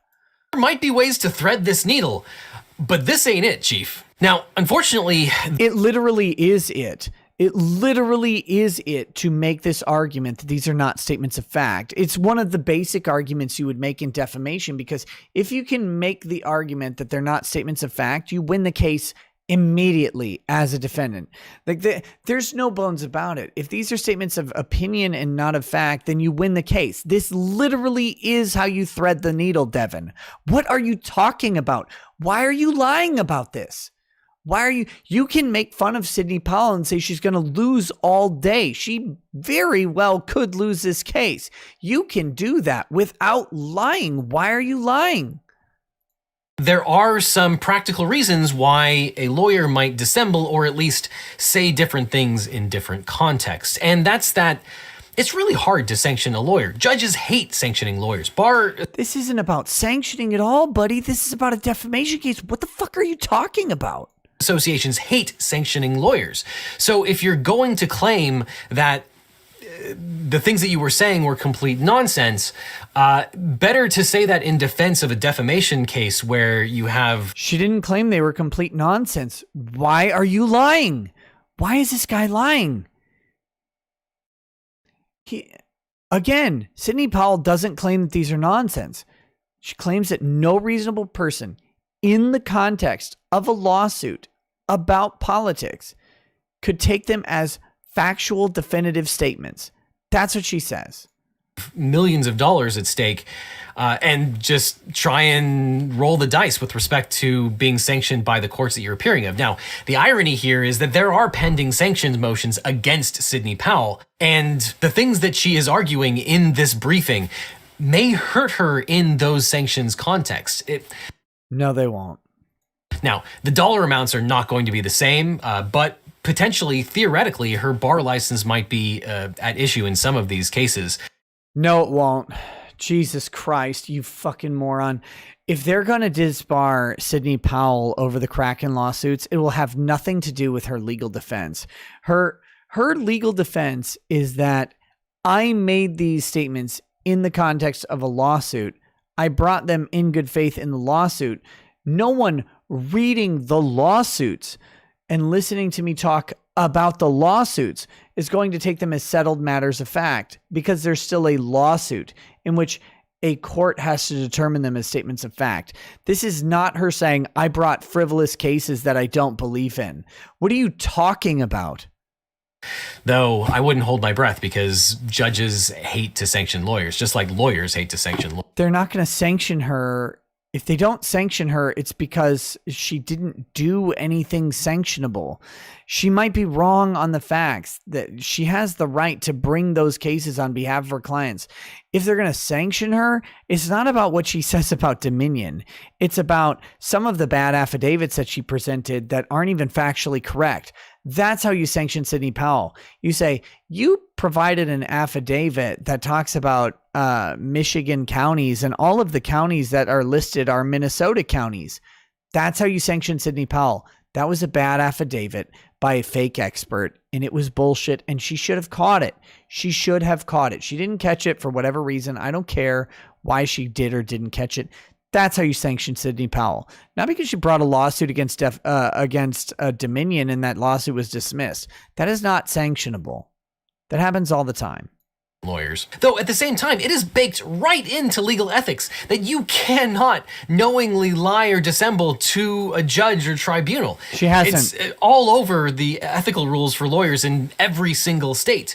And she's running a really, really fine line here. And she really is not. She is not. This guy, God, this is the worst lawyer on YouTube. I would not want to be in her position. Figures he's also the one with the most subscribers, right? And on the one hand, she's arguing that no reasonable person would believe any of these things, and yet she made these arguments to judges and tried to argue them in front of juries in a way to get them to believe these things. And of course, we know that a lot of people believed the things that she was saying. There were thousands of people in Washington, D.C. who stormed the Capitol. I was here. I can attest to it. And so, hard to say that no I was here.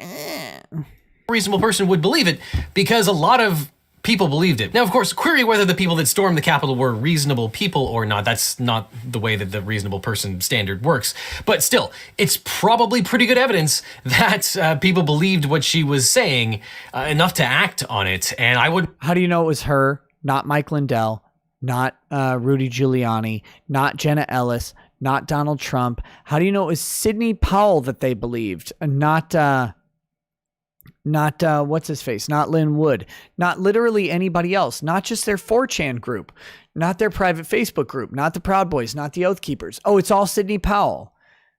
It's all Sidney Powell. Is it they all believed her? What evidence do you have of this, Devin?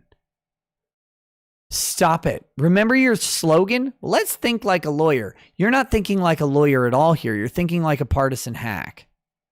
And it's embarrassing. It's embarrassing. You've built an entire channel on thinking like a lawyer, selling people on this idea of these bootleg TV shows. And, well, lawyers don't actually do what's in How to Get Away with Murder. No kidding, you moron. Lawyering isn't like what it's like on NYPD Blue. We all know that. We got it. Thank you for providing the most milquetoast content on YouTube that's even possible. However, your entire slogan is, let's look at this and let's think like a lawyer. And here you are, not thinking or acting like a lawyer in any way. How do you tangibly prove that the people who stormed the Capitol on January 6th even watched Sidney Powell? How do you do it? You can't. You can't do this because you're not thinking like a lawyer. You're thinking like a pile of garbage. Wouldn't want to be in her position and trying to walk that back and saying it was so ridiculous and non-factual that no one would believe it. But it's not what she said. Look, she has grifted a whole lot of people out of a whole lot of money by saying dumber things than that. The Dominion operators went in and injected votes and changed the whole system. And you want to tell me, by the way, why Legal Eagle is not completely, why you didn't get a channel strike for that? I might get a channel strike for what Sidney Powell just said. Legal Eagle didn't get one. He, according to YouTube, Legal Eagle just advanced theories of voter fraud right there. I don't believe Sidney Powell's theories about voter fraud. I don't endorse them. I don't at all. I'm not making a comment about them in any sort of way. But when I aired Trump's CPAC speech, along with 6.5 other hours of content, by the way, when I did that, I got a channel strike. Why didn't he get it for this? Perhaps the biggest irony here is that she's arguing that as an attorney, as an advocate, as a zealous advocate in front of a court, you have to do what's right by your client. Yes. But that cannot mean that you can just make stuff up and fabricate arguments. That's She doesn't admit to making anything up or fabricating arguments, ever.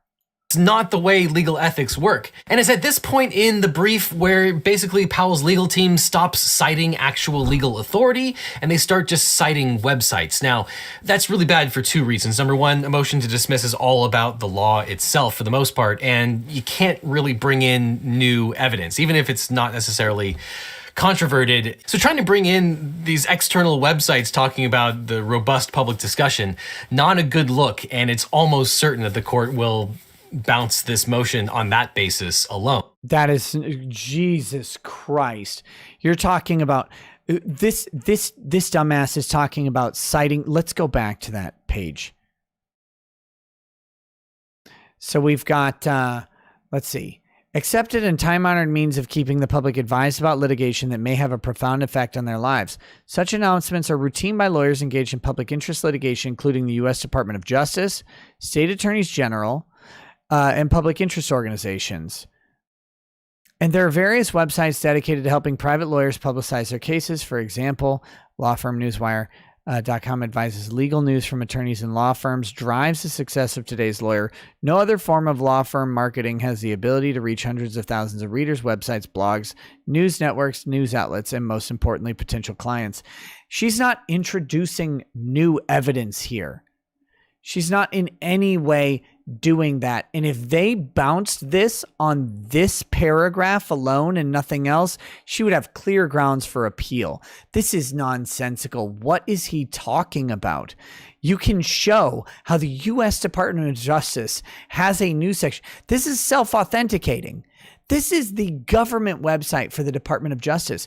This is the New York Attorney General and the California Attorney General's websites for press releases and media about lawsuits that they're engaged in. This is self-authenticating. This is not objectionable. This is not new evidence. What a moron. This is embarrassing. This is embarrassing even for Legal Eagle. A motion to dismiss is all about the law itself for the most part, and you can't really bring in new evidence, even if it's not necessarily controverted. So trying to bring in... It's not controverted because it's not even evidence. In these external websites talking about the robust public discussion, not a good look. They're government websites. They're citations to government documents about how the government talks about its own lawsuits. This is not, well, these are websites about robust public discussion. This is how the government talks about its own lawsuits. What are you talking about? And it's almost certain that the court will bounce this motion on that basis alone. It is not even close to certain. What are you talking about? They have several other reasons to go ahead and bounce this motion. One, in that it's not sufficient to meet the 12b6 standards for a motion to dismiss. That's the main reason, is that that this clearly is a claim brought by Dominion, which is legally cognizable, which the court can redress. That's the main reason, is that they don't meet the 12b6 motion. It has nothing to do with that paragraph, you fucking dummy. Which takes us to the arguments about actual malice. And recall that actual malice is a high standard, and it all hinges on what the alleged defamer was thinking. Did they know the things that they were saying were false? Did they know, or should they have known? Were they reckless with respect to whether it was true or false? And Sidney Powell tries to get around that and get this case dismissed on the basis that she had a true belief that the things that she was saying were true and factual. And so she's arguing that she couldn't possibly have had actual malice with respect to these false statements because she really believed him. So yes, she is arguing that no reasonable person would believe that these were factual statements. And at the same time, yes, she's arguing that no reasonable person would accept that they are settled matters of fact, because they are for a court to determine, and she is simultaneously arguing that she believes the factual statements that she has put forward. Those are not mutually exclusive positions. Stop pretending that you're talking about anything substantial at all, you giant pile of garbage. she is arguing that she did actually believe the things that she was saying. It's crazy.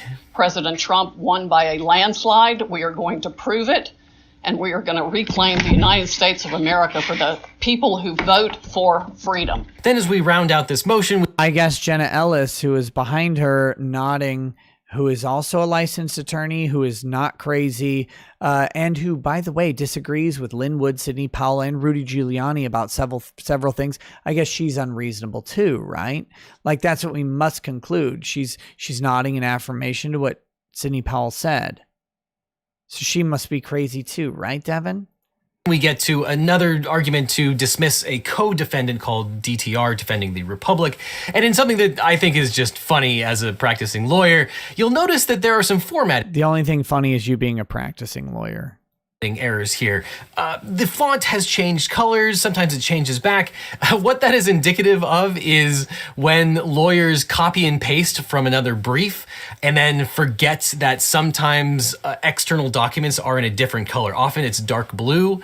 So that's almost always why a different Devin's multimedia person told him that, by the way. He has literally no idea. section has a different font color and it appears a little bit lighter, and it varies depending on the sentence. It's because they did a really sloppy job of copying and pasting. Now, copying and pasting is absolutely a giant part of the legal practice. In fact, most of the documents Devin has probably produced in his life involve large sections, paragraphs, even pages of copy and pasting, because that's how law works. You do copy and paste a significant amount of your arguments. You copy it right out of opinions. You copy it out of anything you've got that's going to support your client, and you go ahead and paste it into your document, and you hope you paste it as plain text and then go through and italicize and underline as necessary. But not everybody does, because sometimes in a 90-page document you miss something. Stop pretending that this is a big deal. Oh my God, she forgot to italicize the T in Twombly, because for whatever reason they probably had to backspace the T and re-add it or something like that. Isn't the end of the world. Lawyers are allowed to do that, and you shouldn't necessarily reinvent the wheel. But it's a real bad look when it's very clear that you're copying from some other brief and not even bothering to change the formatting. So it's literally not a bad look at all. What are you talking about? It's such a common practice. No judge cares about this. Why is he lying? By the way, yes, I'm going to say hi to Ty Beard. Hi, Ty Beard. Go to bed. What the hell is wrong with you? It's 2:40 in the morning where you are. Good Lord. No judge cares about this. No judge on earth is like, oh, this went from black to grayscale really quickly. Oh, well, thank you, Chauvin, only seeing color, you racist bigot. This motion is risible. The court is almost certainly going to deny this motion. There's a better version of this motion that could have been made, but, you play the hand that you're dealt. What was the better motion that could have been made, Devin? Why don't you educate us on that? Look, there was a better motion that could have been made, but that was the one where Sidney Powell admits guilt and settles with Dominion. I suppose. And a lot of people are dogpiling on this, saying that Sidney Powell admitted that she was a liar. It doesn't go that far. She does argue extremely contradictory. You've dogpiled on this, saying that Sidney Powell admitted she was lying. You've done it 5 times in this video alone. Things that are going to hurt her case. It's going to hurt her in other contexts where she might have to deal with sanctions. But we don't need to make up additional reasons for why this is a bad look and why she's crazy, because she's crazy enough on her own. But it's literally not a bad look in any way, except for what the media's unified messaging about Sidney Powell's document is. But legally, it's not a bad look at all. Not in any way is it a bad look. It's a motion that's probably going to fail. I want to be clear on that. I've never suggested otherwise. Sidney Powell has a long way to go in this case. It's not going to be won on a motion to dismiss. But that being said, it's not a bad look. I mean, the media is running with it. What would be a bad look for Sidney Powell is if she did what the media wanted. If Sidney Powell did what the media wanted, she would have admitted to lying. She would have gone ahead and given Dominion a confession of judgment, because that's what the media wants. That's what Devin wants. And it's very inconvenient that she hasn't done that. What do you think? Do you agree with my analysis? Leave your objections in the comments and check out this playlist over here with all... Here, let's see. Let's get to the comments.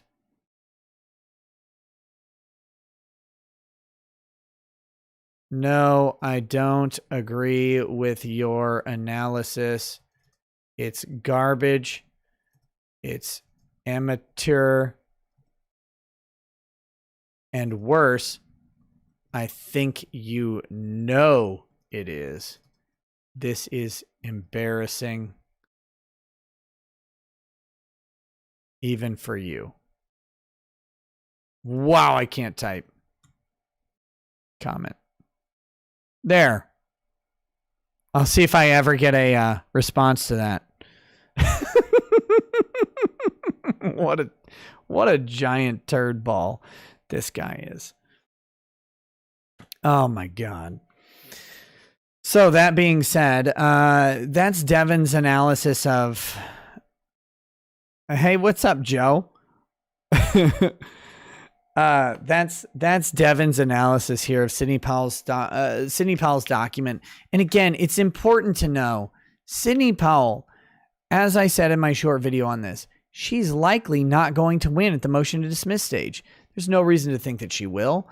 There's a lot of reasons to think that Dominion may win at the dismissal portion of this. Dominion may win this case against Sidney Powell. She may actually lose. Sidney Powell advanced a bunch of things that she may not be able to back up. I don't know if she can or not.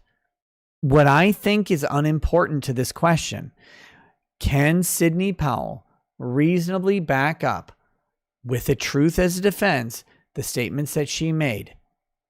If she can do that, she wins. If she can't do that, she's going to lose. And if she loses on this, she loses pretty big. Now, is the court going to award $1.3 billion?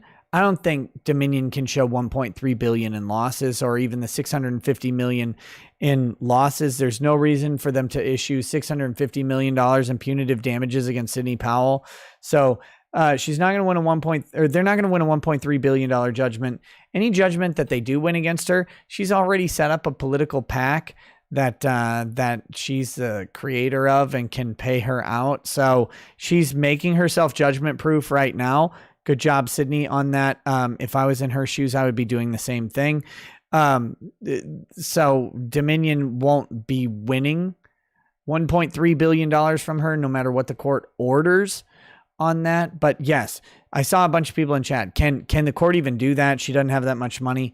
Yeah, the court can award whatever they want. Whether or not she can pay it is a different question, and it's irrelevant to what the court awards. The court awards judgments that people can't pay all the time. That's fine. That being said, Sidney Powell very well could lose this case. We're going to follow it and see what happens. I think she loses a motion to dismiss, but not because she admitted to lying. And it's really sad. Devin had the opportunity there to correct the mainstream media, to correct the popular narrative that Sidney Powell said she lied about everything and was crazy, and just say, no, look, Sidney Powell's probably, this is what I did. Sidney Powell's probably going to lose this motion. She's probably going to lose this motion. However, the story you're getting here isn't actually accurate. And in law, in a defamation case, you often make this sort of claim. You say, no reasonable person would take these statements as fact based on the context in which they're given.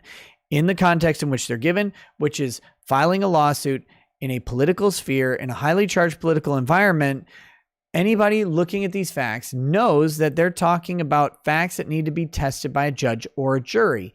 And until they're tested by a judge or a jury, they're supposed to be taken as the supposition of a particular party. And once they're tested by fire and refined by fire, to borrow the biblical phrase, once they're tested and refined by fire, then we can see what the actual facts are of this case. And everybody reading Sidney Powell's documents and listening to her statements knew that she was talking in this way, is Sidney Powell's argument.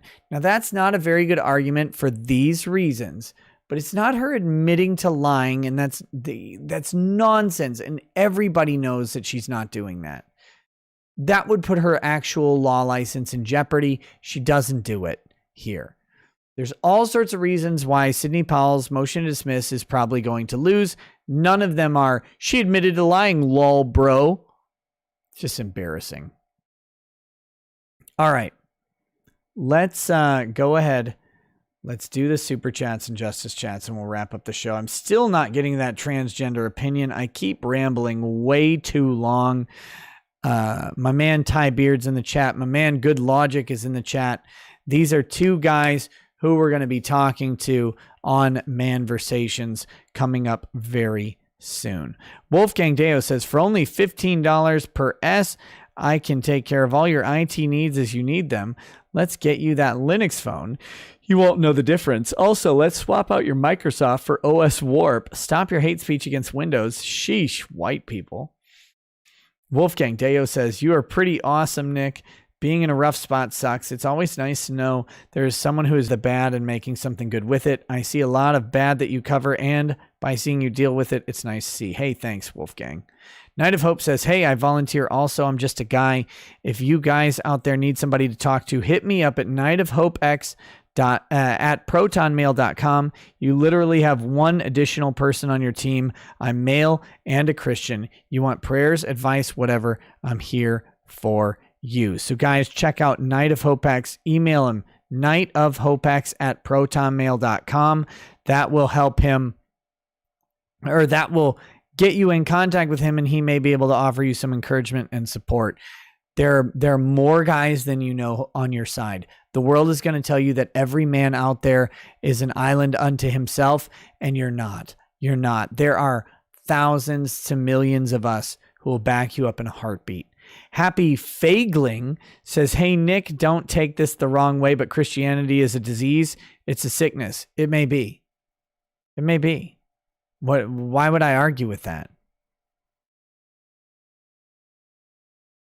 Actually, let me take it a step further for you. I've seen the disease of Christianity ruin people's entire lives. It'll destroy their marriages. It'll destroy them as a person. It'll end up with them in a grave. 100%. I've seen it. I've witnessed it. I've watched it happen. That doesn't offend me or bother me. Night of Hope says, hey, Angry Baneling, don't take this the wrong way, but India is a shithole. Ooh. Happy Fagling says, Jesus is the best news I have ever received. Weird with your last super chat, but I'm with it. Night of Hopeback says, yeah, let's go from male advice to a murder trial. Hell of a way to lighten the mood there, Nick. Really got to keep it light on a Wednesday, eh? Night of Hope says, I think the idea that all fathers have done at least one thing right is a bit trite. People are going to walk right past that argument, especially if they hate being the child of their mother also. I'd say it's probably a little more complicated than that. It is, but it also isn't. It also isn't. You're the result of your dad's decisions, right or wrong. And I would say that you're here for a reason, so those decisions have some correctness to them. Your dad could be wrong on everything else. But in my opinion, we should be listening. We should be listening to certain people in our lives. We don't have to give them, that doesn't mean they're right.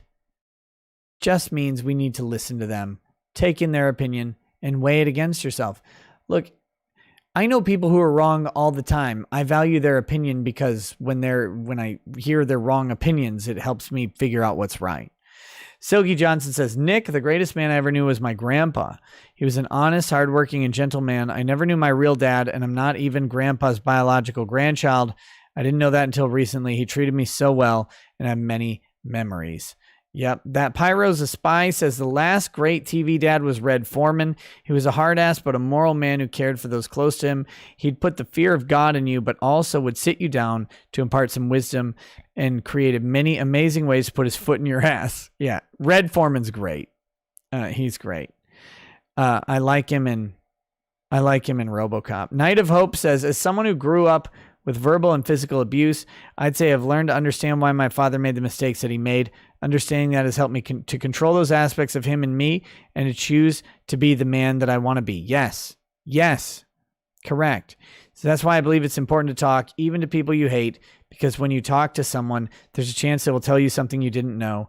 The more like them you are, the more relevant it might be. That's why SJWs don't want us to. Yeah, we're jiving here, buddy.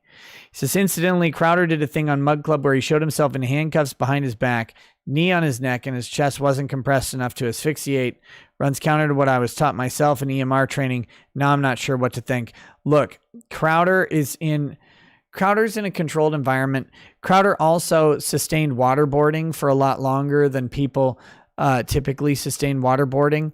And part of that is the knowledge that he was in a safe place, right? That he wasn't going to die from it. The whole point of waterboarding is that your brain tells you you're going to die. Well, if you have surety that you're in safety, you get to override that brain response a little bit longer.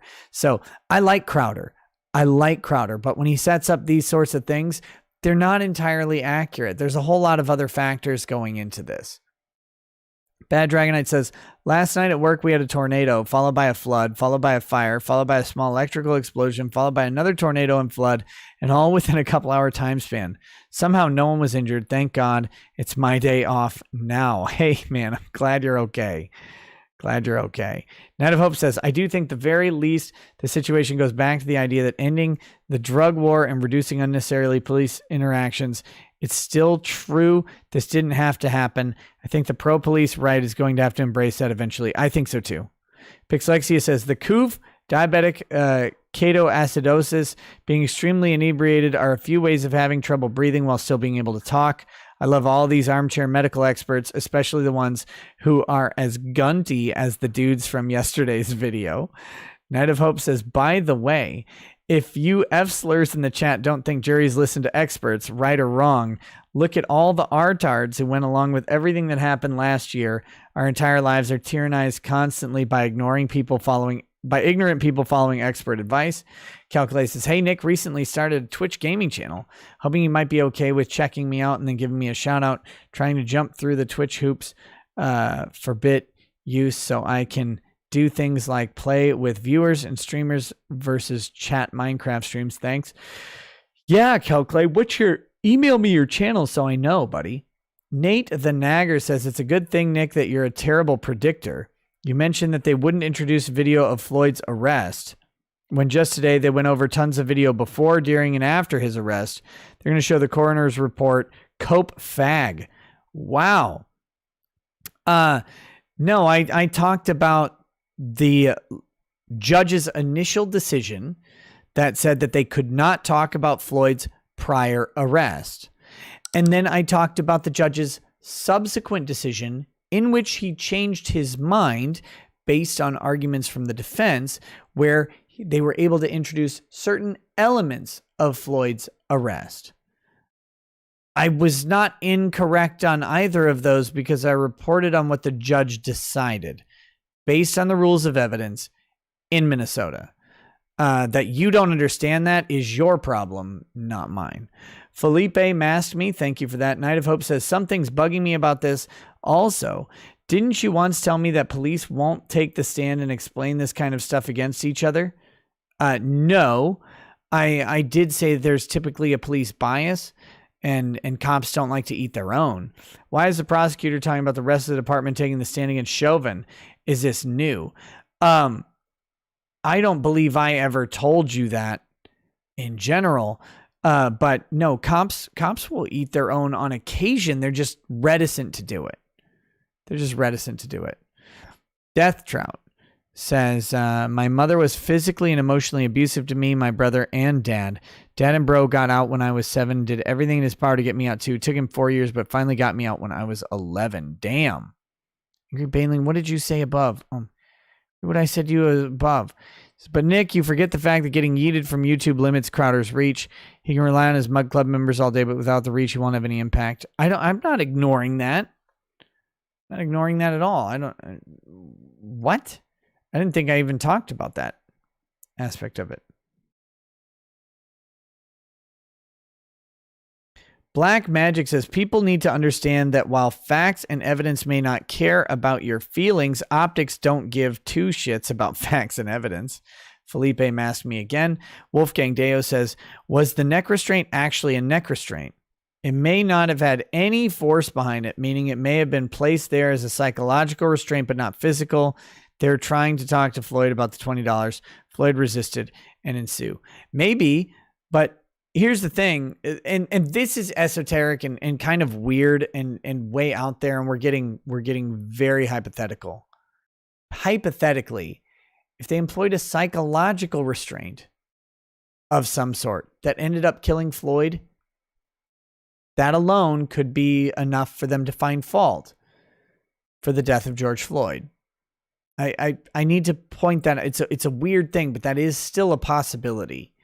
And that's, we're talking way out there. No one's actually arguing that at this point. Night of Hope says, also, I was going to hold this one close to the vest until I was done watching it.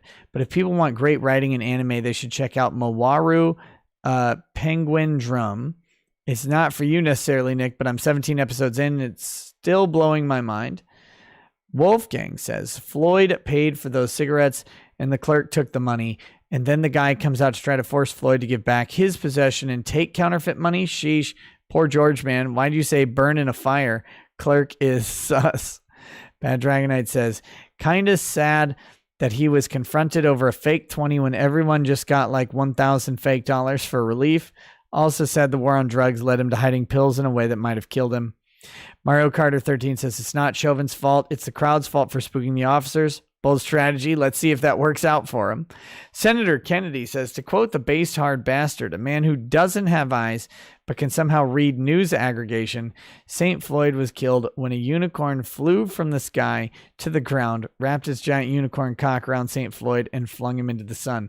Wait, is hard bastard blind? Mario Carter 13 says, I'm still waiting on Legal Eagle to get charged with assault for slapping his FOIA request on the judge's desk. The judge shoving the gavel up his ass and dismissing the case in Kermit voice was clearly self-defense.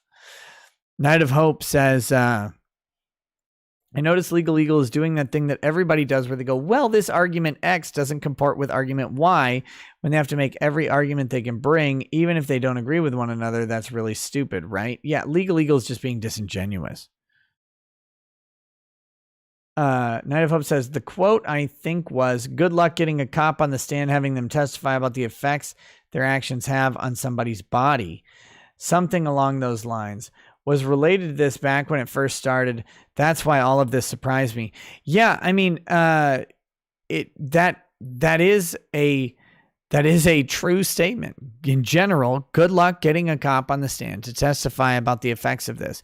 Now, if they have the chief of police, Arando, who's a political figure, that changes things a little bit. But I don't remember. I might have said that. I don't know. But we'll have to see how that goes. Mario Carter 13 says the future is female. Her name is Mistrial. Andrew Daly, welcome to Super Lawyer. Automata says, move the mic up. We can see your face. Face Lord says, tardy and craving sausage. Futa balls are bust. RGE sent a bunch of peeps here, me included. Thanks for the shows and for being base as F. Hey, thank you. Kiss Amaya says, your opinion on Michael W. McConnell's take on Trump's executive order to curb human trafficking and Biden undoing it? I know I'm late to this. I have no idea. I have to look at that. I have no idea what that is. CJ says, yeah, you're always projecting to your monitor. E.G. Vaz says, don't give us your boomer excuses. Untimely and homosexual as usual. The Fat Man 56 says, Odyssey told me 300 subs minimum, so no extra channel. Damn. The Gray One sent a donation. Thank you. Jay-Z Bridge says, as a refugee Iraqi girl, I live in Holland. My families and 500,000 innocent children died in the Iraq war under Biden and Obama administration. Sad to see how brainwashed Americans are that voted Biden. Sad. Hey, I agree, Jazzy. And I'm sorry you went through that. You'll find a lot of people here who are against the wars in the Middle East. Those have gone on way too long and have been distorted from their potential purposes. Shoesington says, Nick, I found my male support in my Viking clan. We love each other in a grand way that is beyond words. I can't encourage men to seek out the brothers. I can't encourage men to seek out the brothers they need in rough times. I think you mean you can encourage them to do so. Tamara Holloway says, miracle. The antihistamines for the MCAS cleared the symptoms from brain swelling. Doctor canceled the surgery. Want GoFundMe refund, request it. God is good. Okay, so guys, apparently if you donated to Tamara Holloway's GoFundMe, you can request a GoFundMe refund. The doctor has canceled the surgery. That is great news for that. And please, take her up on that. Glean Ariser says, you read 2 of my pleb chats tonight. I'm flattered, Nick. Always enjoy the show. Arcadian Twilight says, I empathize too keenly with situation as the man who wrote you. Critical race theory and intersectionality in schools make me fear for the future of men, or for future men. Me too. Kiwi Goes Live says, in the documentary Lemmy about Lemmy Kilminster from Motorhead, he said the most valuable thing in his apartment was his son. Your dad loves you. Wolfgang Deo sent a chat. It was redacted by YouTube, it looks like. Kay Shiloh Williams says, as a redheaded stepchild adopted, your dad will always be your biggest supporter. My dad's job pushed him till he almost walked off a bridge, and I've been going to bat for him now that he's retired. No One Important says, F for best 2021 anime redo of Healer. This anime truly weeded out the degen pretenders and closet moralists from the true men of culture. Chambers of My Heart says, I'm a woman, yes, but I can't tell you how invaluable my father is to me. He's the one that has had a major impact and influence on me. He's the one that taught me to stand up for myself and others. And Chambers, thank you for mentioning that. It's not just about guys. It's about making sure that guys are the proper fathers for their daughters as well. You want to end thoughterry? It starts with dads. It starts with dads who care enough to piss off their daughters. Wolfgang Deo, thanks for the donation. William Smith says, Manversation sounds like a great idea. I'll show up for it. I'd like to ask your opinion on a few things via email if you have the time to reply. You can always ask me, and if I have the time, I will. Nick Naylor says, the prosecution's own opening statement lent it to it being an accident. They shot their own first degree. Well, they're charging second and third. DCV Titan says, and defense just has to play how Floyd was saying he couldn't breathe even before he was put on the ground. I think they have to do more than that. We had a lag spike there. We're back. Paul Danino says, hey, Nick, good talk on manhood earlier. Praise the Emperor. Lots more of that to come. Arlania says, hey, Nick, hope the guy gets off. Manslaughter is the best they can hope for, but I'm sure the jury does not care. I don't hope he gets convicted or gets off. I hope justice is done, whatever it is. Polly Frog says, Nick, they showed the video in court today, bro. Okay. What video? Of his 2019 arrest?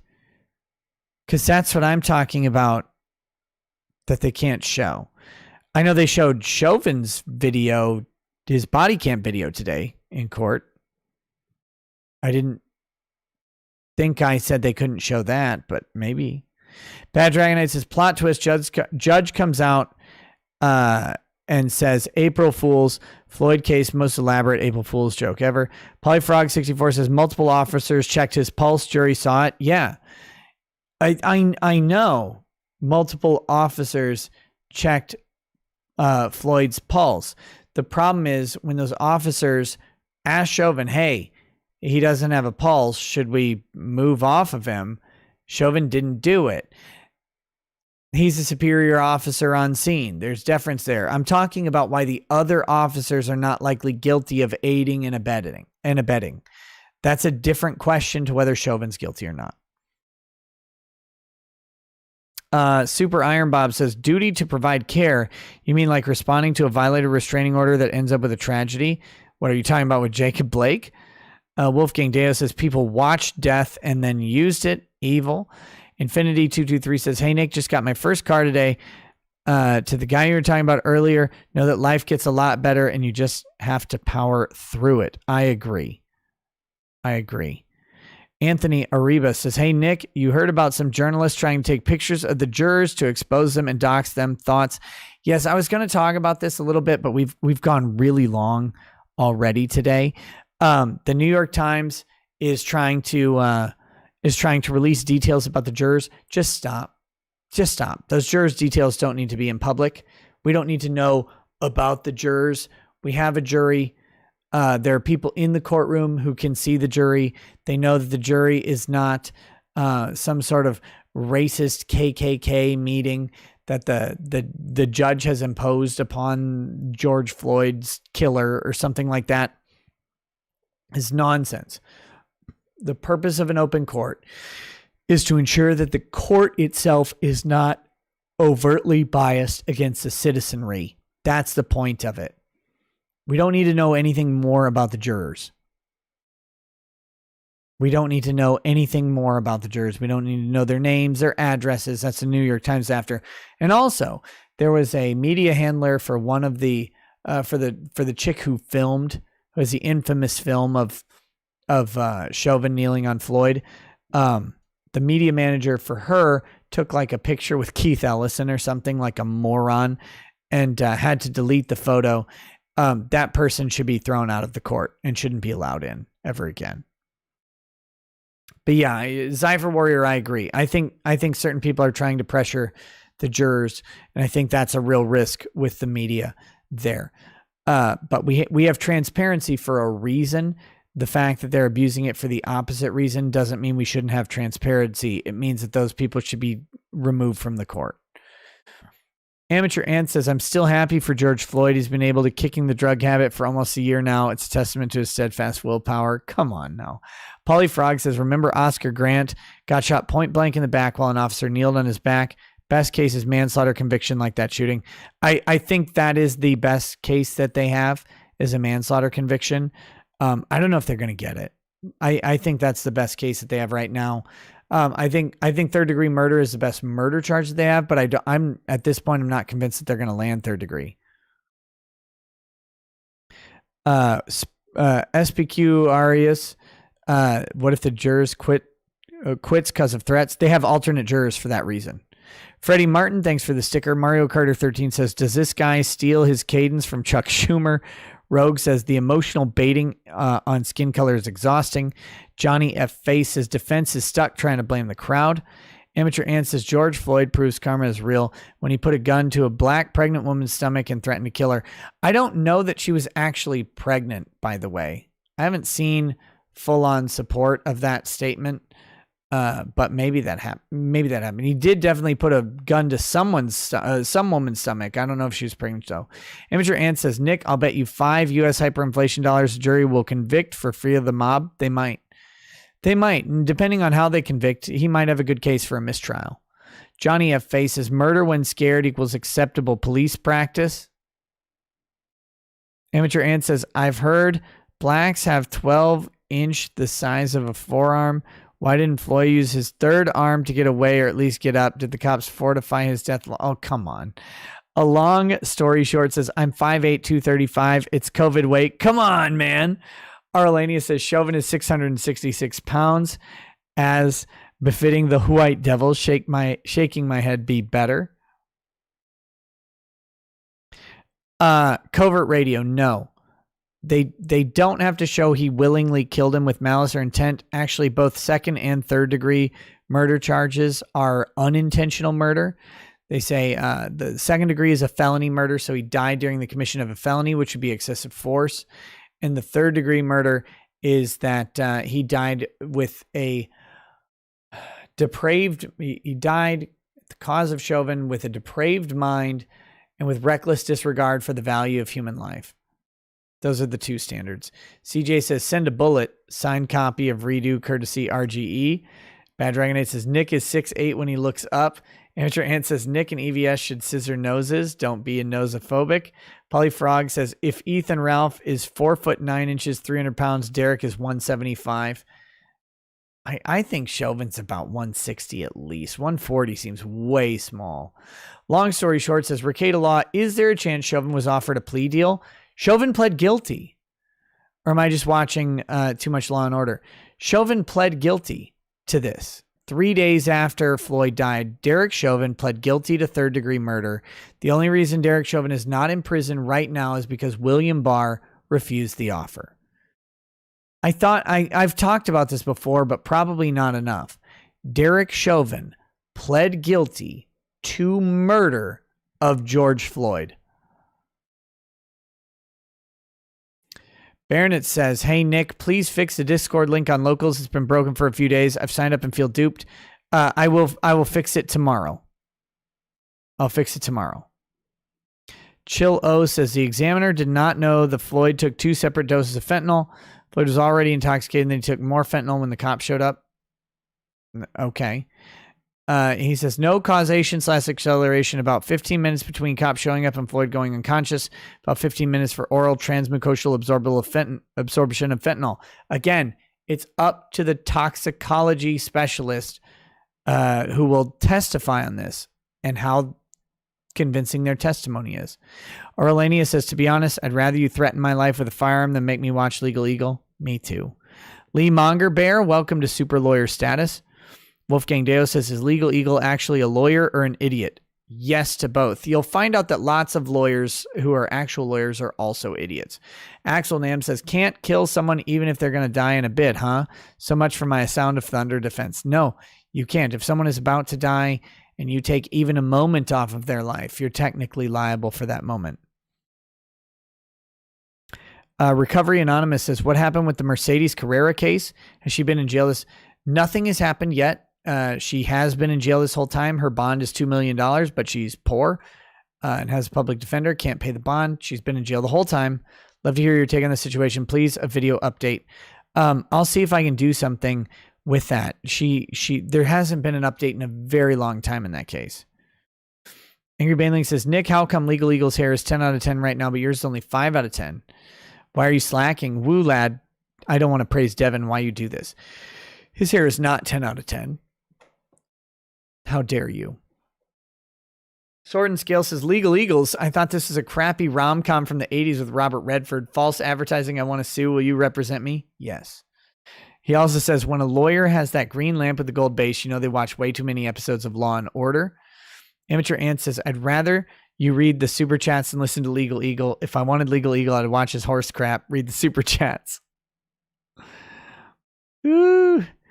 Mario Carter 13 says, Devin's legal knowledge is a bit rusty. Trombone. T-Mog, welcome to paralegal status. Foil Hat Fonzarelli says, Devin drinks White Claw. That's fighting words. That's fighting words. Arlania says, my dad is a real POS, but he is my dad. Visit the man every 2 months. Hope someday we make peace. I hope you make peace too. I really do. I think if you can make peace, you'll get a good benefit from that relationship, even if he's been a bad dude the entire time. People aren't beyond hope. Bad Vibe says, we can discuss police and legal abuse without going full BLM. Generally anti-authoritarian. However, I don't believe race is necessarily the issue. Law is. I don't think race is the issue at all in this case. I don't think Derek Chauvin killed. Let me phrase it this way. Even if Derek Chauvin murdered George Floyd legally, like by the legal definition of murder, I don't think his race or George Floyd's race had anything to do with it at all. I don't think there's anything to do with race in this case. I've seen zero evidence there's a racial motivation for anything that happened. Andrew Daly says, Ricada Law, new attorney here, passed the bar last July. I discovered your channel while in law school. I've really enjoyed your content. Thank you. And here's some cash for the whiskey fund. Hey, thanks, man. Good luck. Good luck out there. It's a nasty place. Full Hat Fonzarelli says that was a setup fake 20 used to buy drugs, and the clerk was told to call on Floyd for optics to incite riots, all planned by global collectivists. Joshua Sanabria says, hey, want to see some crazy legal stuff? Look up Tim Eyman in Washington. He's currently being represented by a former state Supreme Court justice. Super Iron Bob says, R.E. Duty to Care. I meant Castle Rock versus Gonzalez. Yeah, Castle Rock versus Gonzalez is one of the worst cases ever decided. CJ says, I killed Valkyrie in Gauntlet way too many times by forgetting to grab change. Third degree for me, I guess. The DM always told me she was about to die. Kissamaya says, Michael McConnell was a Bush-appointed 10th Circuit appeals judge. He's not a fan of Trump, but I don't speak enough legalese to dissect his criticism of Trump's EO on human trafficking. And random username 928-40531 says, can we get a video breaking down the SEC lawsuit against Odyssey and Libri? It will kill crypto in the U.S. We're going to be talking about it very soon. That's coming. It's coming. And then that's it. That's it. Thank you guys so much for the show. As always, I appreciate your discourse, your dissent, your assent, and your assets, if you know what I mean. Thanks for hanging out tonight. We'll see you tomorrow. It's been a fun time. This is a long show. I'm not going to be on Twitch tonight. It's already 4:15 where I am, and I need some sleep. So hopefully we'll get some Twitch time in tomorrow. Thanks for hanging out. We'll catch you then. Have a good night. I can't play the outro. Wait, I can't play the outro. My stream deck is broken. I can't play the outro. I'm sorry. So you'll have to go find it. All right. I'll catch you guys tomorrow. Have a good night. Peace.